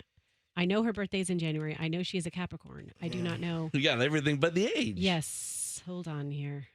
She was... Is 42 is Yeah, all right. is I'm sorry. She just turned 42 in January 9th. Okay. I don't know what's wrong with people. How many times do people have to, who was that? I had a little cough. I'm sorry. All right. So how many times do idiots have to get arrested for pointing a laser pointer at a helicopter or an airplane without realizing it's a federal freaking offense? Yeah, if you're doing that still, you're pretty dumb. We have another one right here in Tampa Bay. We had recently, was it Pinellas County Sheriff's Office helicopter was lasered by some schmuck on the ground with a green laser. Mm-hmm. And now we have a guy that was arrested yesterday, and he pointed a laser at a JetBlue plane that was on approach at Tampa International. Douglas Sollenberger, 47 years old. 47 years old? Really? And you're going through life aiming laser pointers at a landing commercial jet at Tampa International Airport? What's the matter with you? He's also he's TPing people's houses. He's playing beer pong. Beer pong, Yeah. exactly. Yeah. So he was seen shining a laser pointer at a flight which was landing after midnight on yesterday morning early. Investigation began in April after police investigated more than 40 incidents involving laser pointers pointed at planes since January 1st. Police said the investigation narrowed down to a specific location in South Tampa. So what, Douglas Sollenberger could be my neighbor? What the? Officers saw Sollenberger with a laser and then allegedly saw him pointed at an incoming plane. He was found with 2 lasers, one of which was believed to have been used in the incident early yesterday morning. Police reported being hit by a laser, but the flight landed safely. They're not only illegal, but incredibly reckless behavior, according to Chief Lee Burkaw. He put out a statement. This is the TPD chief. Saw him yesterday at the memorial for the fallen deputies for Hillsborough County Sheriff's Office. Chief Lee Burkaw, he's a great chief. We're grateful for the tireless efforts of our officers and the FBI in bringing this case to a close. And Sollenberger was charged with misuse of a laser lighting device. Listen, it's a federal offense. MJ, did you see the video that came out last week of the plane that flew over the fireworks show? No. Watch this. Where is this? It is in Mexico, but it's still crazy. Okay, there's a plane flying over. Is this the eclipse? No, it's a plane flying over, and one person points a laser, right, and then watch what happens. Mexico's fireworks industry Look at that. Drew up to 100,000 spectators. What? The use of laser pointers on hundreds of people started pointing lasers at the plane. With potential legal consequences. What? Did you see that? But hold on, but it was a fireworks display? It was a fireworks display and a plane went over. Oh, so the people had lasers to try to get the lasers into the smoke from the fireworks, probably. And they all pointed it at the plane. Oh, wow. Like hundreds of people. Wow. Listen to this. 18 U.S. Code. 18 U.S. Code, Section 39A, aiming a laser pointer at an aircraft. This is U.S. Code. This is a federal law. Whoever knowingly aims the beam of a laser at an aircraft in the special aircraft jurisdiction of the United States or at the flight path of such an aircraft shall be fined under this title or imprisoned not more than 5 years or both. Federal offense. Don't be a schmuck and point lasers at airplanes. Hey, what's the perfect movie length? And listen, we're heading into the weekend. A lot of folks are going to go to the movies or watch a movie at the house. What does science say the perfect movie length is? Ooh. Yes, Froggy. Mr. Schnitt, I have a guess. Yes, go ahead. I hate 2-hour movies, so I say 120 minutes. No, that's not right. No. 60, 70, 80, 90 minutes. An hour and a half. Whatever that is. Perfect? Yeah. Well, it's 92 minutes. 92. So, yeah. Yeah. 92 minutes. Yes, that's perfect. I get really turned off if that's the first thing I do if I'm going to see a movie. I have to look and see it. If it's over 119, not interested. Like that Oppenschnitzer movie was way too long. Oppenschnitzer? Too long, dude. Yeah, anyway, 92 minutes, which is 1 hour, 32 minutes, is the optimal time for a movie. Nice. I got to be honest. I don't care what the movie length is. If the story is engaging and it grabs you, and if you're watching a movie that is so engaging that you're not even looking at the clock or your watch, I don't care how long the movie is. And there are many movies that have been like that where it's a long movie. I never even look at my watch or clock once. All right, we got to roll. It was a fun day. Yeah, it's been a great day. Why? Happy Friday. We were festerless today. Oh, stop. We love Fester. I'm kidding. All right, folks, have a great weekend. You need to get a hold of me. MJ at MJMorningshow.com. Take a look at Michelle mouthing "Help Me" in the video asking where should we go for summer vacation and our 30th wedding anniversary. If you haven't seen the video, there's a lot up on my Instagram, Certified MJ Radio.